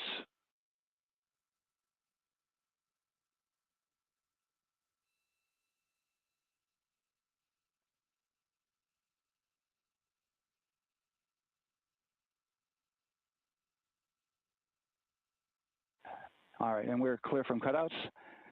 And with that, we're going to resume the clock momentarily. And CGLS, you can resume the clock on your mark. GLS copies. 3, 2, 1, mark. GLS mainline has been initiated. T-minus 10 minutes and counting.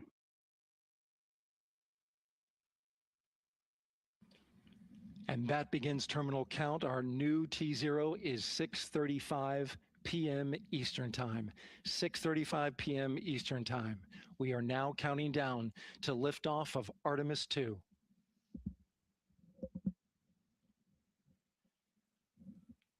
From now on, you're going to hear two voices on the loops. If everything goes nominally, NASA Test Director Jeff Spaulding, who's directly managing the launch team, and Alex Bendelos, the GLS operator who closely monitors the software. He has the ability to stop and restart the countdown.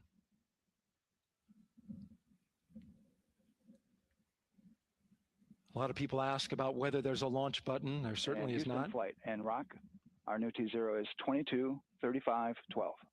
Houston flight copies. 223512. Affirm. There you heard confirmation of the exact T0, 6:35 and 12 seconds p.m. Eastern Time. Again, our T0 is 6:35 and 12 seconds p.m. Eastern Time. But as I was saying, there's no launch button. This is autonomous, but there is a button that keeps you from launching, and that button allows the GLS operator to pause the countdown outside of terminal count and during terminal count and submit a hold to the next holding point. So the clock won't stop right away. If there's an issue, we'll go to the next stable holding point. This is how GLS configures the rocket and ground systems to a stable point where they can stop the countdown if that's needed. But right now, we are counting down our next big milestone, looking to retract the crew access arm. GLS is go for crew access arm retract. And there you see the crew access arm moving away.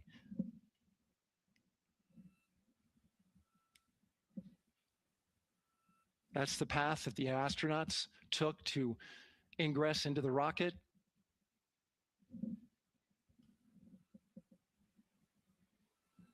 Until this point, that was their way off the pad if they needed to evacuate. But now with that arm retracting, the backup transitions to a launch abort system, and they'll begin arming that shortly.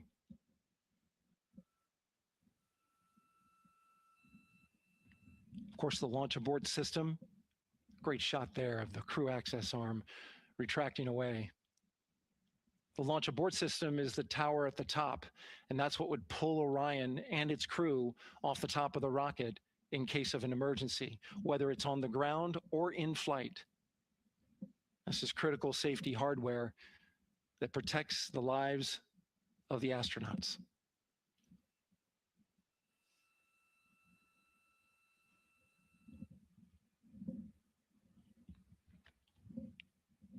Starting at T-minus 6 minutes, the GLS will start bringing that and other high-energy systems online, starting with core stage pressurization.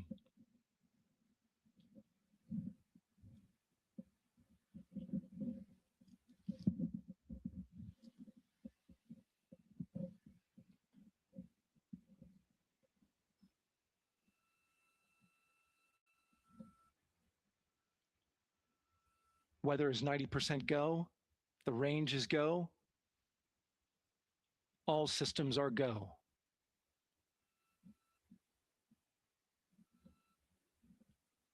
GLS is go for core stage tank pressurization.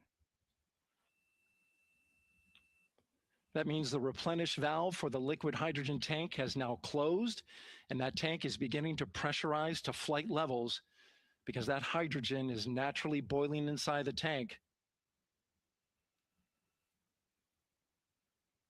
We'll get the liquid oxygen tank a little later in the count. Now the team is waiting for verification that, if needed, the Artemis II crew could use the launch abort system to pull Orion safely off the top of the rocket in an emergency. Let's listen in for that call. GLS verifies last capability available. And CDR, do you copy? CDR copies, last available. That's great news, and you heard the NTD verify that with the commander of the mission. GLS is go for FTS arm. Now work is being done to arm the flight termination system. This is so the range safety can send a flight termination command if the rocket flies too far off track. There's a brief built-in delay, so the launch abort system has time to pull the astronauts to safety GLS is go for first. LH2 high flow bleed check. All right, the high flow bleed check. That's so the cryo team gets verification that the RS-25 engines, all 4 of them, are in the proper temperature range for launch.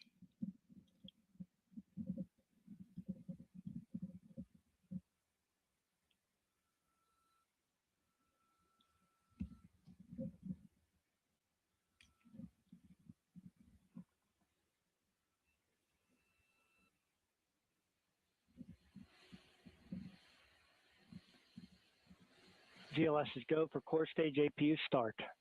Core stage APUs start. Those are auxiliary power units, high-speed turbines, which provide pressure to hydraulic pumps that steer the RS-25 engines. We're going to see a gimbal test a little later at T-minus 2 minutes and 30 seconds. This is what allows that to happen.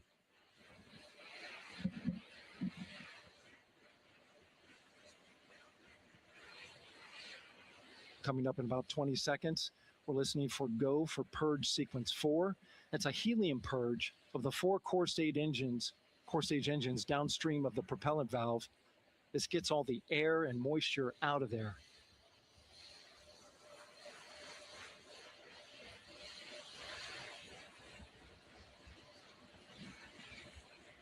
GLS is go for purge sequence 4.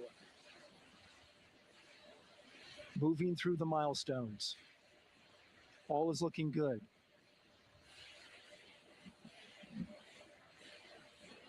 Coming up in just a few seconds, we're going to get that thrust vector control actuator test. This is a gimbaling of the engines.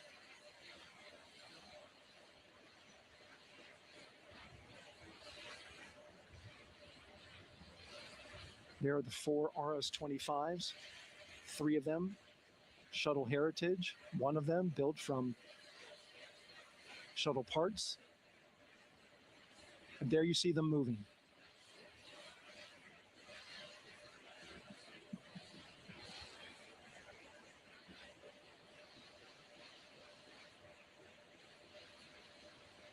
Now we're going to start moving the power from both the upper stage and the lower stage of the rocket to internal, taking ground power away and now going to battery power. GLS is go for upper stage to internal power. All right, power is removed from the rocket's upper stage, the ICPS, and it's been switched to battery. Same milestone for the lower core stage coming up at T-minus 1 minute and 30 seconds. Right now, the 4-person Artemis 2 crew is 248,000 miles away from the moon. And if all goes well, they will fly by it in 6 days. GLS is go for core stage to internal power. All right, there's the rocket's core stage, which houses 3 flight computers, is now on its own power. There's no more hold time because there's no more margin on these batteries. So we would have to recycle back to T-minus 10 to recharge if we had a hold.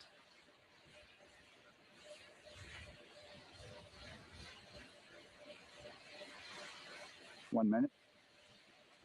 Right now, the rocket does not know what the T0 is, but coming up at T-minus 33 seconds, control shifts from the ground launch sequencer to the rocket's onboard autonomous launch sequencer, or ALS. The rocket will count itself down, but honor any holds that could come from the ground.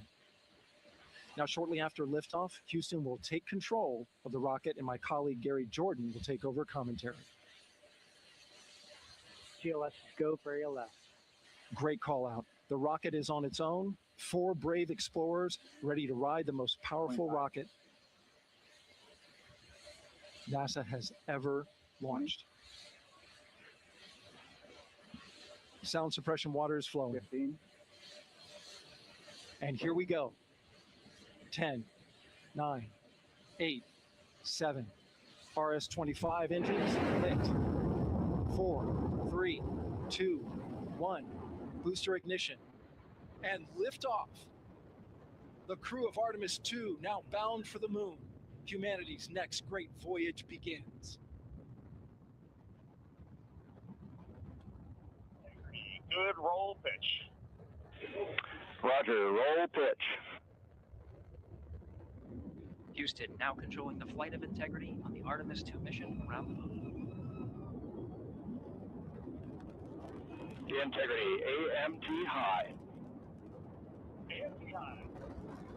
On time, passing 30 seconds into the flights. Integrity passes the ultimate MECO. Target milestone.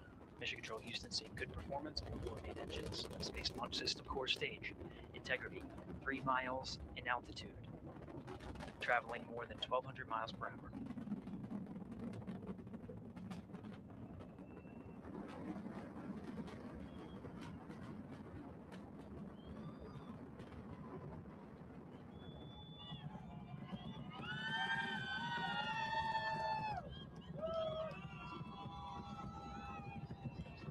Mission elapsed time, passing 1 minute, approaching max Q. On, Ponce de Leon.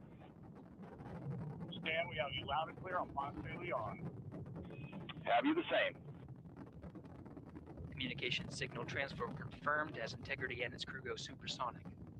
Approaching 90 seconds into the Artemis 2 mission. Integrity is 14 miles in altitude, 8 miles downrange, traveling more than 2,600 miles per hour.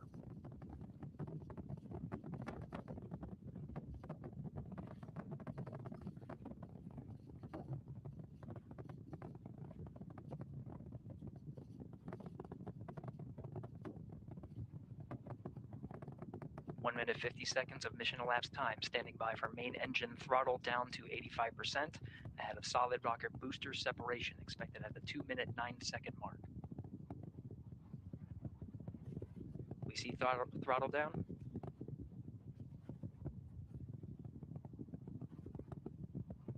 Confirmed separation. Main engine's throttling up, guidance converged.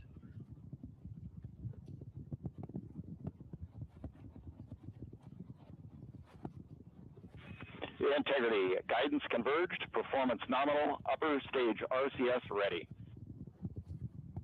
Copy all, Stan. Integrity, SM priming complete. SM priming complete. 2 minutes 45 seconds of mission elapsed time into the Artemis 2 mission. Thrusters on Integrity and upper stage confirmed in a ready state, ahead of service module fairing separation.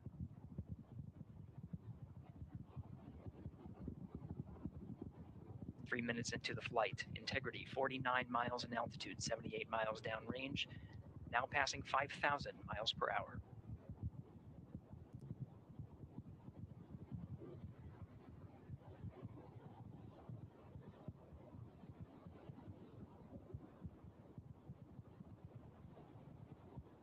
Standing by for launch abort system jettison. Houston Integrity, good last jettison, great view. Copy jettison, Team Eco 8+02. We see the same on board, Stan. And Houston has you loud and clear on TDRS at the common line. Outstanding, Stan, we have you the same. 3 minutes 50 seconds into the flight of Artemis 2, Wiseman, Glover, Cook, and Hansen cross the boundary to space with good comm checks. GPS signals acquired after last jettison now working on internal checks to verify accuracy. Flight Dynamics Officer analyzed the time of main engine cutoff, confirmed at 8 minutes 2 seconds, time of MECO.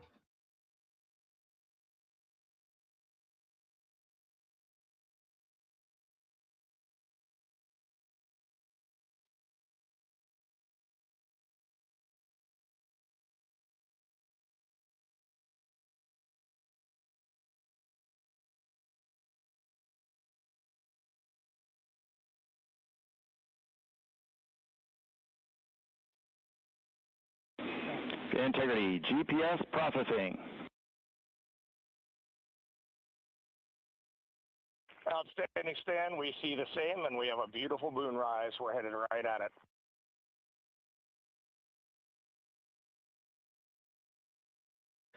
Approaching 5 minutes into the flight, Commander Reed Wiseman confirms he has visuals of his destination. GPS guidance, navigation, and control software finishes internal checks and sends to navigation channels. Integrity, 3 engine press. 3 engine press.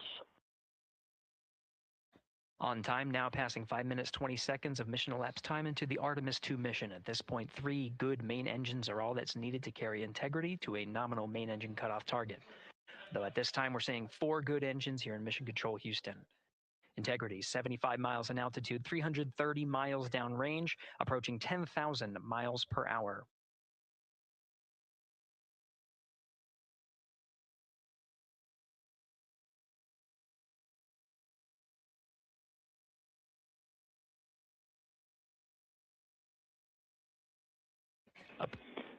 Integrity, looking good at 6 minutes. Same on board, Stan. Good trajectory and engine performance. Booster officer will soon report the shutdown plan to Flight Director Judd Freeling, expected at the 7-minute mark. Integrity, 78 miles in altitude, 460 miles downrange. Integrity, expect nominal shutdown. Integrity copies nominal shutdown.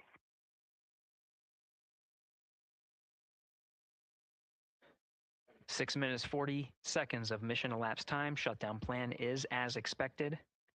Again, the time of MECO was confirmed at 8 minutes 2 seconds into the flight.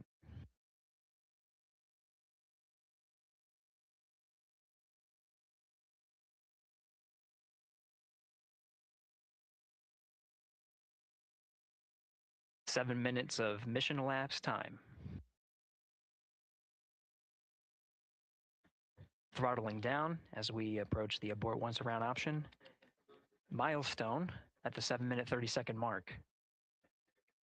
Now 84 miles in altitude, 650 miles downrange, traveling more than 15,000 miles per hour. Integrity, AOA open. AOA open. The window is now open for an abort once around option that would target splashdown in the Pacific Ocean. Still following nominal ascent at this time.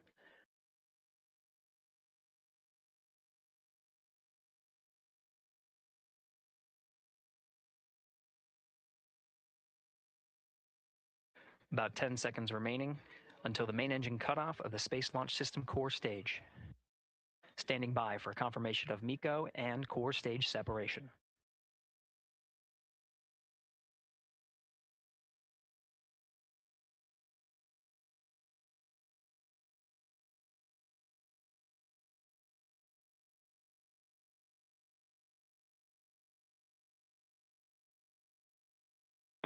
Integrity and nominal MECO, core stage separated.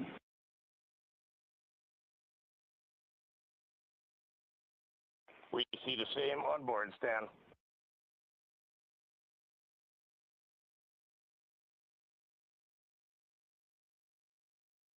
Eight minutes 40 seconds into the flight, we have a nominal main engine cutoff heading in the right trajectory on the way to swing around the moon.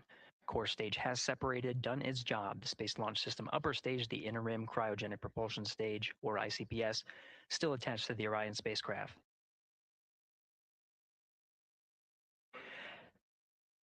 Nine minutes of mission elapsed time. Integrity crew of Reed Wiseman, Victor Glover, Christina Cook, and Jeremy Hansen now in orbit around the Earth at the beginning of their journey to the moon.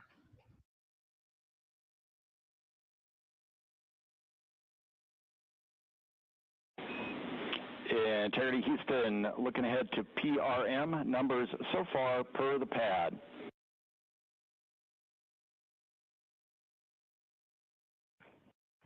Copy that, Stan. Numbers for the pad.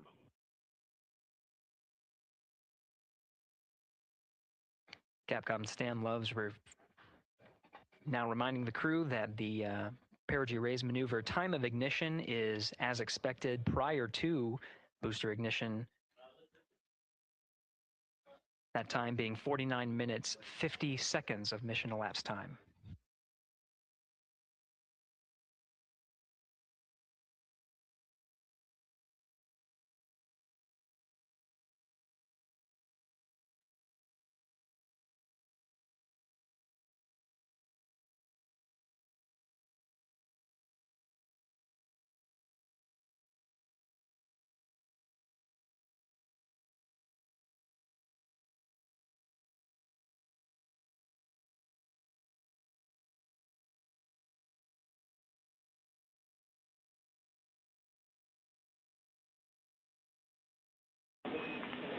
Integrity, good. NEDS deploy.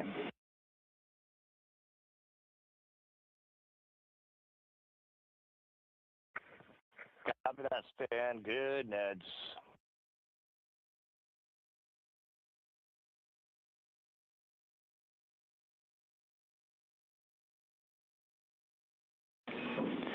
And Integrity Houston for PWD setup. Just a reminder, halfway open on the secondary. We copy that, Stan. Halfway open.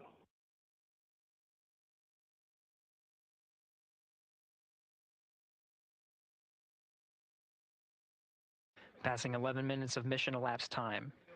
Here, overhearing the conversation between Capcom Stan Love and Commander Reed Wiseman, already passing some milestones. We have a good nozzle extension deployment system. That is confirmed, complete. We also have the visors are confirmed up, now past the dynamic phase of flight, that is ascent. Their launch and entry suits that provided them an extra layer of protection. Now not as needed. They're going to raise those visors. And later in today's mission, they will begin to egress or get out of the suits to begin some of their initial tasks of activating some of the systems aboard in the Integrity spacecraft. It's passing 12 minutes of mission elapsed time. Again, the perigee raise maneuver that's targeted near 50 minutes of mission elapsed time, 49 minutes, 50 seconds. That's what the crew is going to be working towards. The Commander Reed Wiseman, pilot Victor Glover will focus on preparing for that milestone. In the meantime, mission specialist Christina Cook and Jeremy Hansen will start some of the activation of environmental control life support systems. You may hear confirmation of their activation over the Orion to Earth communication network.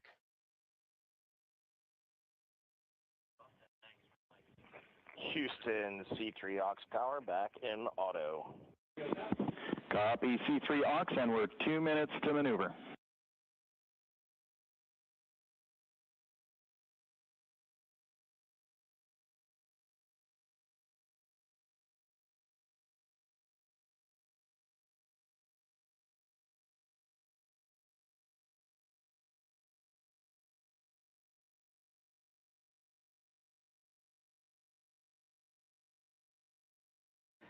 "13 minutes and 30 seconds of mission elapsed time. We're going to continue to follow the crew of the Artemis 2 mission. They are beginning their journey around the moon to verify the systems that will take us to its surface. An incredible ascent. Artemis 2 is underway. Reed Wiseman, Victor Glover, Christina Cook, and Jeremy Hansen begin their journey to the moon. Still milestones to come up as we await solar array deploy and the critical burns that will get Integrity into high Earth orbit around the Earth before engines are fired to get us around the moon. We'll keep tabs on Integrity and its crew from here in Mission Control Houston. But for now, we're going to send it back to you, Megan and Nicole at the Kennedy Space Center. Very jealous to hear how the launch experience was over on the Space Coast.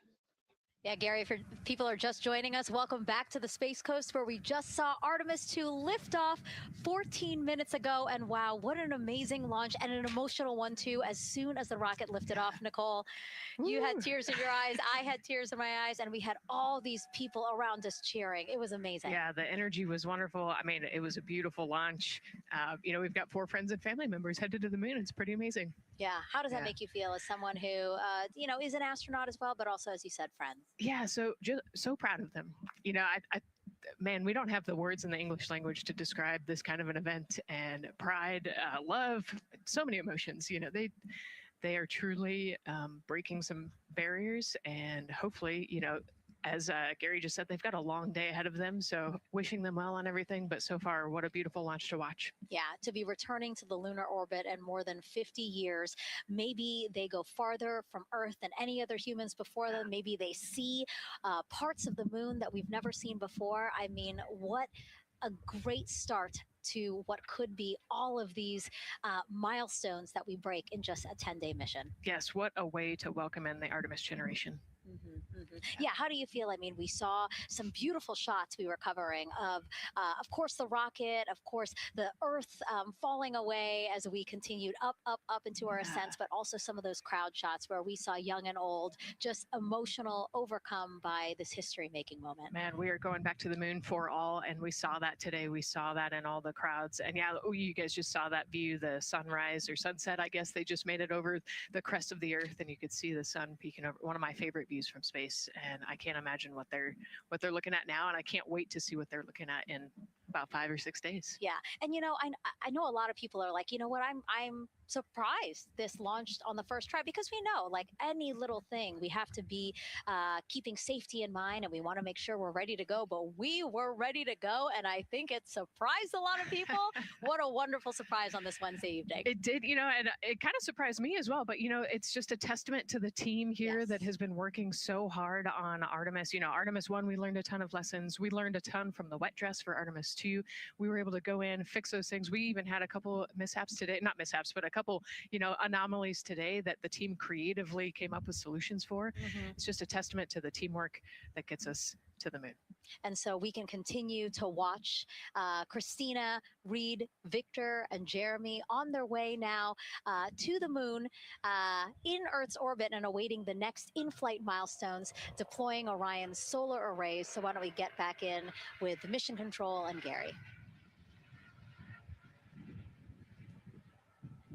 Hey, thank you, Megan. Again, we're following along in the action. It is a long day. They have a number of procedures they need to get to immediately in their timeline.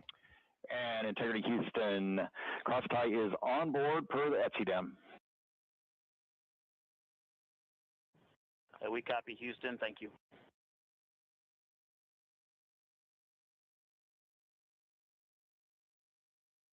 Crosstie referring to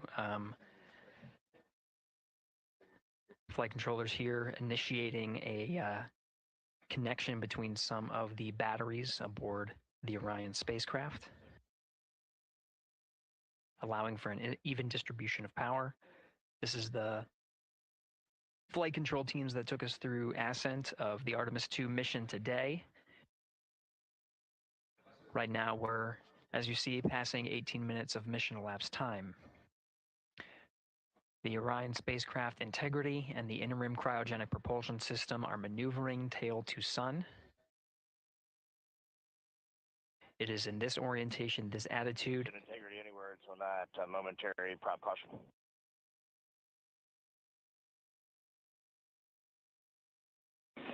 And Reed, no action, we're looking at it.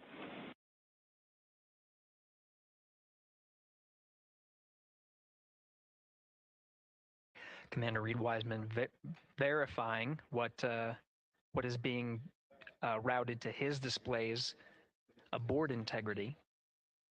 Propulsion engineer confirming that no action is needed at this time. They're pressing through with their nominal procedures to prepare for the perigee raise maneuver.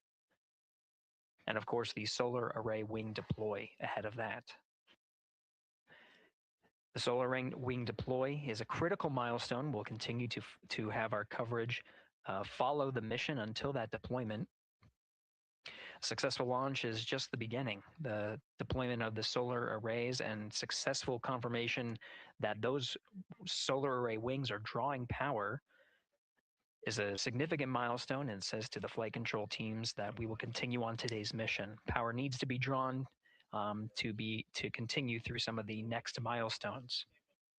Until then, the AOA open option that was called up upon ascent, the aboard once around, is the current option, and the board to orbit option ATO will be switched to a preferred mode at the time that the solar array wings are deployed and latched.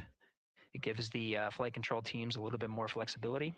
Yeah, Integrity Houston, update on TDRS handover for your pad.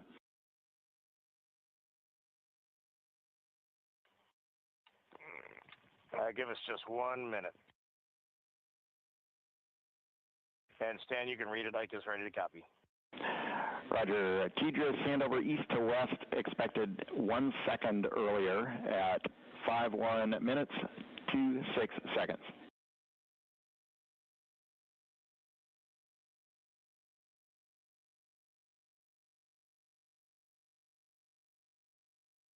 All right, Stan, we copy 1 second earlier for 5126 Tejas east to west, and saws are starting to deploy. Thermal knives are firing. We concur. Thanks for the report.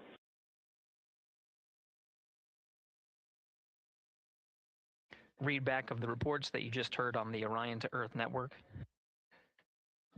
Integrity has maneuvered tail to sun. The RL-10 nozzle on the end of the ICPS is pointed towards the sun, and the solar array deployment sequence has begun. With the deployment confirmed, it'll be several minutes until they are what is called in a latched position. Once they are latched and confirmed to be drawing power, they can switch the mode to ATO and continue along the mission.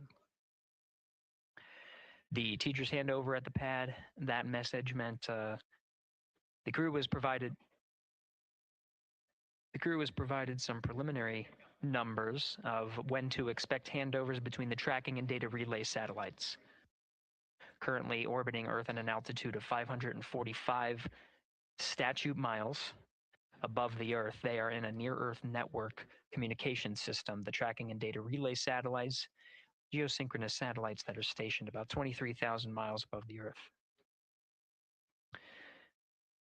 After the apogee rays burn, that occurs later today, the burn itself will put them in an altitude that surpasses the range of the tracking and data relay satellites, and they will transition to the deep space network today. And Integrity, for prop messages, we see 2 temperature measurements right near the line. It's a momentary message you saw earlier. We're going to suppress those.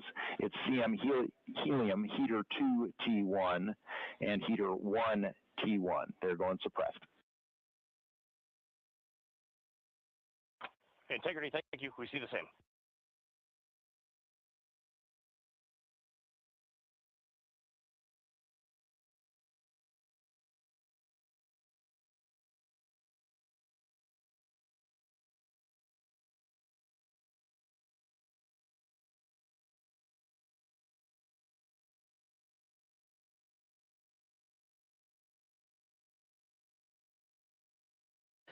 This is Mission Control Houston, passing 23 minutes of mission elapsed time into the Artemis 2 mission.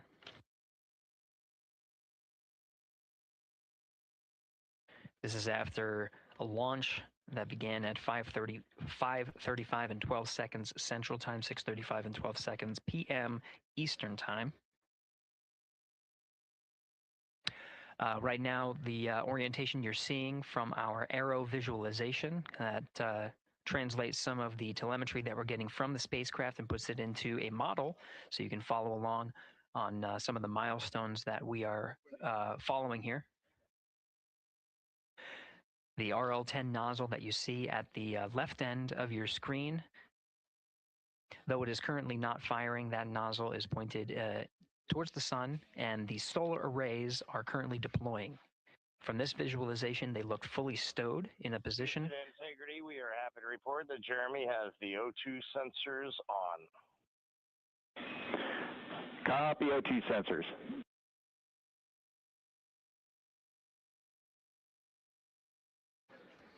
Again, Commander Reed Wiseman and pilot Victor Glover overseeing the deployment of the solar arrays.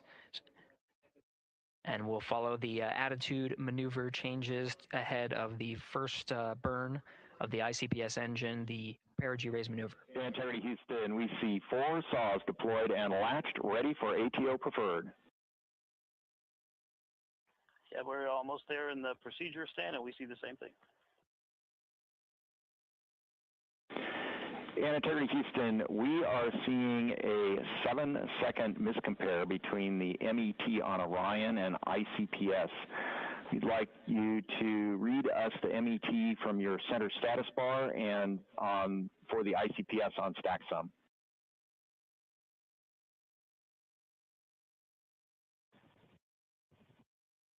And Stan, we see a absolutely precise alignment. MET 25, 14, 15, 16, precisely aligned with ICPS MET. Copy, thank you for that. We'll investigate a ground issue. And Houston Integrity, ATO preferred set. Copy, ATO preferred.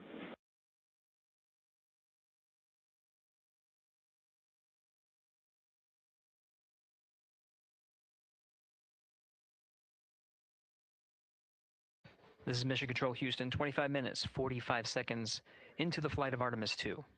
We have confirmation that all 4 solar array wings are deployed and latched. This is the configuration needed to switch to ATO preferred, which you did hear confirmed from pilot Victor Glover. That mode has been switched.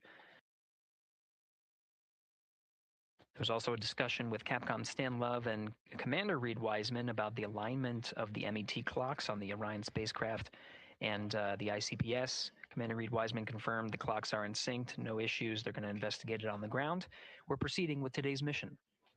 26 minutes of mission elapsed time and counting.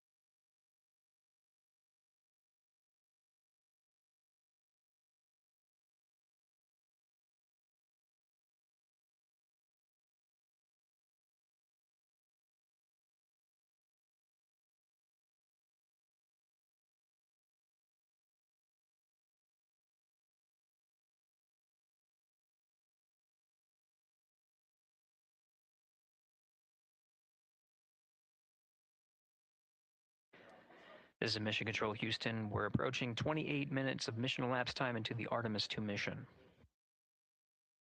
At this point, we've had a successful liftoff from the pad at 5:35 p.m. and 12 seconds p.m. Central Time, 6:35 and 12 seconds p.m. Eastern Time. We've had a good main engine cutoff, core stage separation, and a good trajectory to begin today's mission. Right now, the spacecraft has maneuvered tail to sun. We're standing by for another maneuver to maneuver into the burn attitude. This is where the RL-10 engine of the ICPS is pointed in the correct orientation for the perigee raise maneuver. We did hear confirmation that the perigee raise maneuver time of ignition has been confirmed per the pad, which means it was the predicted time prior to liftoff. Integrity for GNC, we're taking channel 1 to unfiltered and to BFS. Okay, Stan, we're watching. Go ahead.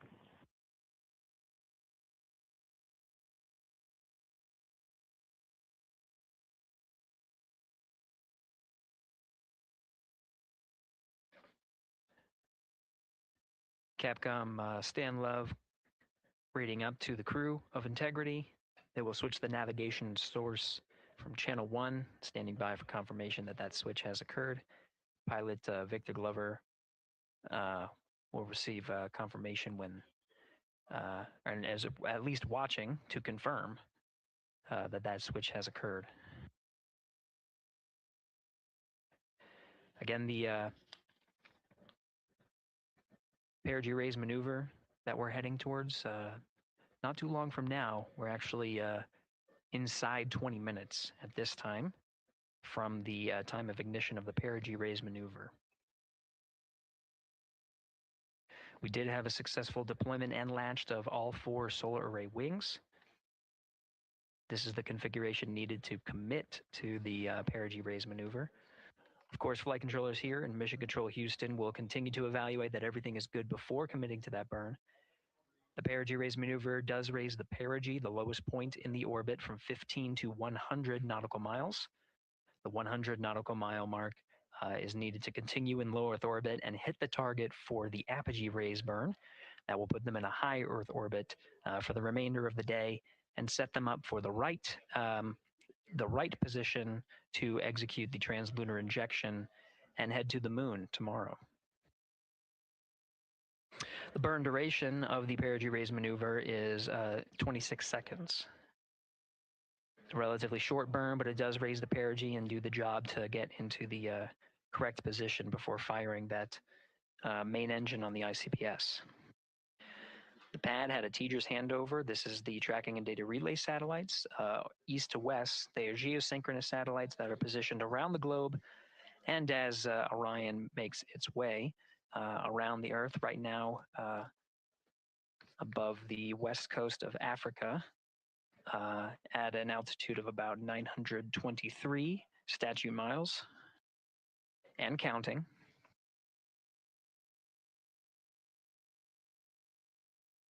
The perigee raise maneuver is not executed at the perigee. It is rather executed on the, actually closer to the apogee. But what it does is it raises the perigee on the other end of the orbit to 100 nautical miles.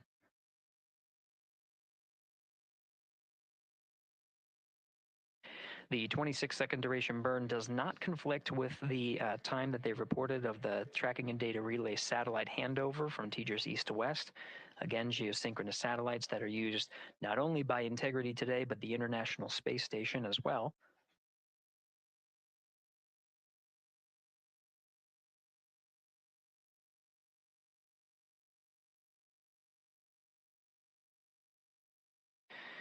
That time of handover is 51 minutes, 26 seconds. Plenty of margin before the perigee raise maneuver cutoff happens, and the trajectory is analyzed to see whether it was a good burn. A good burn means that the burn was performed as expected and sets the trajectory on course for that 100 nautical mile perigee target mark.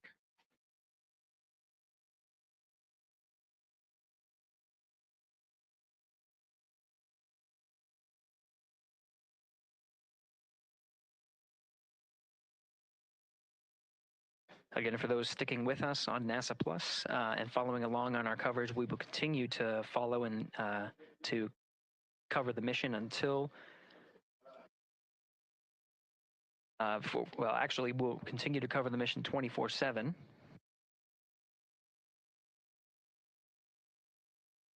But we'll wrap up our coverage here shortly.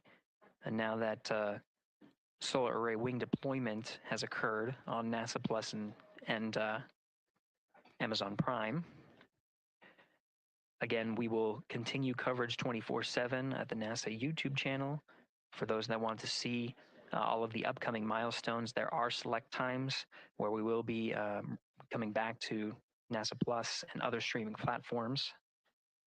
You can go to nasa.gov to find the latest on when to find those activities. Given that this is an operational mission, we do want to make sure that we are maintaining transparency in the mission and providing you all the information on what's happening in space as Reed Wiseman, Victor Glover, Christina Cook, and Jeremy Hansen head on their mission around the moon.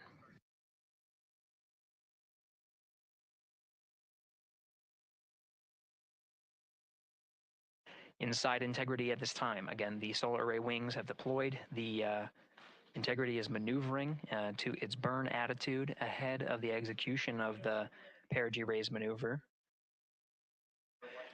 Overseeing these steps is primarily done by Commander Reed Wiseman and pilot Victor Glover. Mission specialists Christina Cook and Jeremy Hansen focusing on some of the system activation inside of Orion, namely the environmental and control and life support systems. The activation and checkout of some of these critical systems are very important to continuing on the mission, making sure that those systems are in a good condition and in a reliable condition to provide the necessary environmental and control needs of the crew with humans on board through the duration of the mission that extends 10 flight days.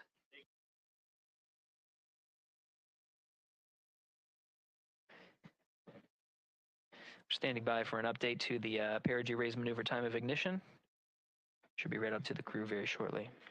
Integrity Houston, updated PRM numbers when you're ready to copy. All right, Houston, we are ready to copy.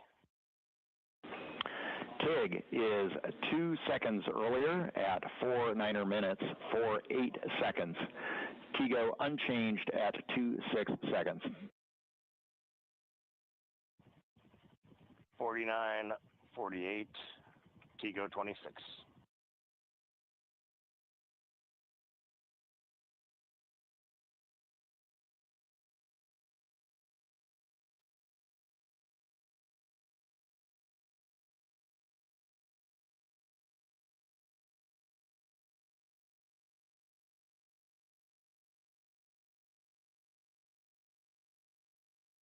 This is Mission Control Houston. With that update, we are approaching a little more than 13 minutes from the time of ignition of the perigee raise maneuver. That time updated to be 2 seconds earlier was 49 minutes, 50 seconds of mission elapsed time.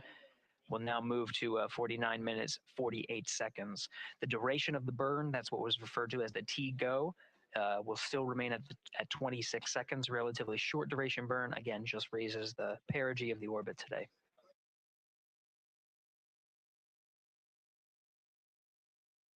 Making sure they hit the mark on that time of ignition is the primary concern of Commander Reed Wiseman and pilot Victor Glover. Mission Specialist Christina Cook and Jeremy Hansen inside activating those environmental control and life support systems.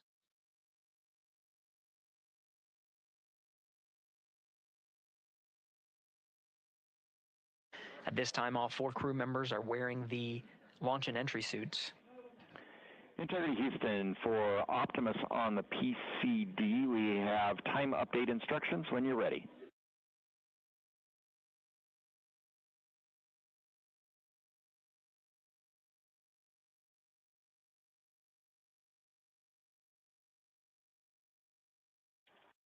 And Houston, Integrity, we copy.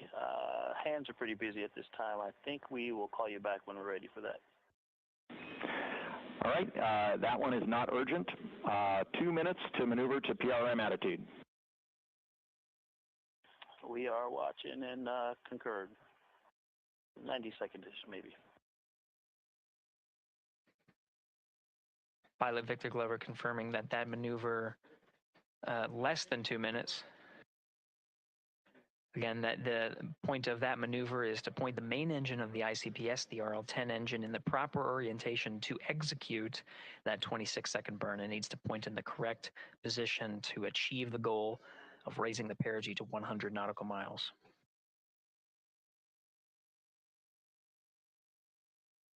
You heard some of the environmental control system activations over Orion to Earth.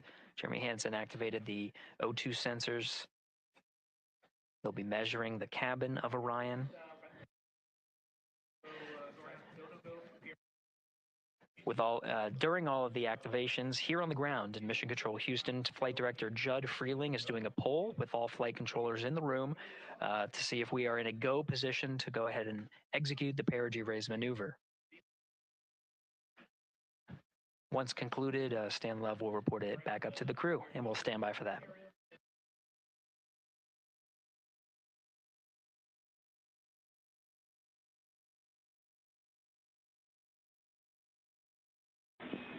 Integrity Houston, MCC polls go for PRM pending attitude and saws. Okay, we copy. MCC is go. Maneuver starting.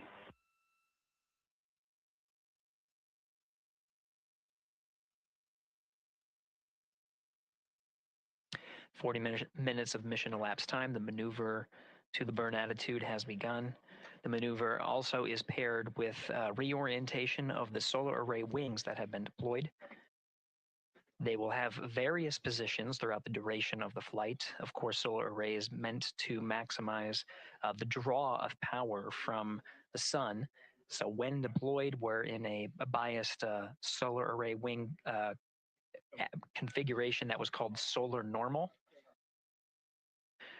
This allows for the greatest surface area of the solar array wings to be drawing power and powering up those batteries of integrity, of which a cross tie was enabled between the 4 batteries, the 4 battery buses that are inside of Orion.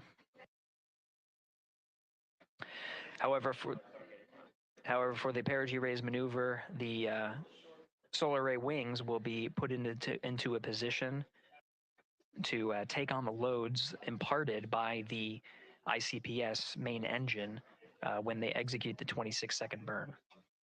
You can see in the animation here, the solar array wings are in motion, and the attitude is being reconfigured to point the engine in the correct direction, those solar array wings being pointed forward.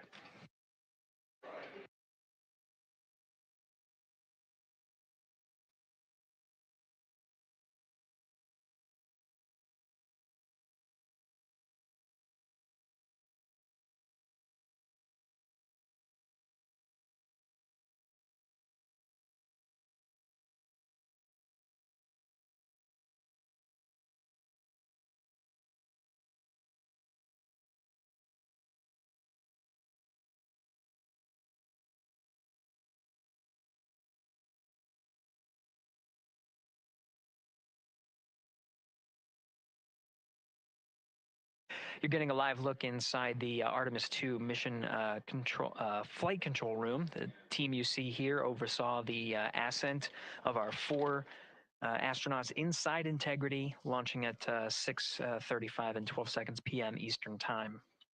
Now, again, this room will be occupied 24 hours a day, 7 days a week, with flight controllers shifting on 3 shifts to oversee 24/7 operations of Artemis 2 while in flight.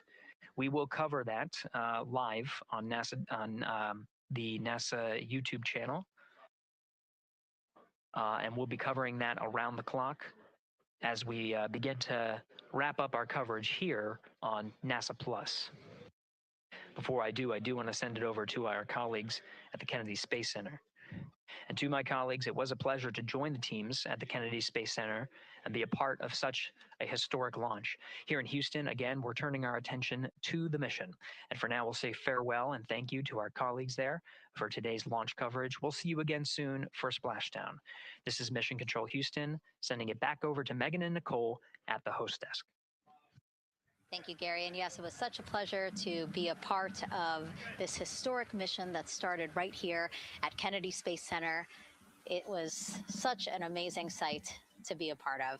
And now, as Reed Wiseman, Victor Glover, Christina Cook, and Jeremy Hansen begin their journey, we here at the Kennedy Space Center are about to wrap our broadcasts. We'll, of course, though, have 24/7 coverage with our colleagues at Johnson Space Center starting as soon as we sign off, so don't worry. You can follow along our 4 astronauts every minute of their nearly 10-day journey to the moon and back. Nicole, I'll definitely be watching it, and I'm sure you will too. Yes, of course. You know, they just started, right? The launch was beautiful. This was a historic day. They're on their way back to the moon for the first time in over half a century, but they've got a lot of work ahead of them, and so we're excited to see what they have to do and excited to test out the Orion spacecraft. Mm-hmm. This is a test flight after all, and we're excited to see what we can learn from this mission. Mm-hmm. Very humbling, inspiring. It was really amazing to be a part of this, and I'm so glad that so many people joined along by either watching here in person or watching online. And of course, Nicole, thank you so much for sitting through this, answering questions, adding so much context and information that really brought a lot out of what we saw today. Oh man, I had a blast. You're a rock star. You're a professional. Gosh, this was great. Oh, you're great. So this was a wonderful day. Well, again, thank you so much. And thank you to you for watching at home. You know, tonight we didn't just launch a rocket. We launched the next chapter of human exploration. Our Artemis 2 crew now on their way back to the moon, and we're taking you with us. So thank you again for watching, and go Artemis 2.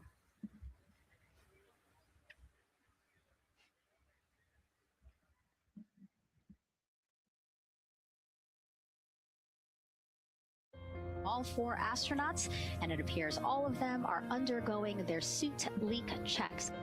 Yes, a pre-flight tradition that we have seen with our crewed flights, the card game. The astronauts who have just left crew suit up and are now walking down a hallway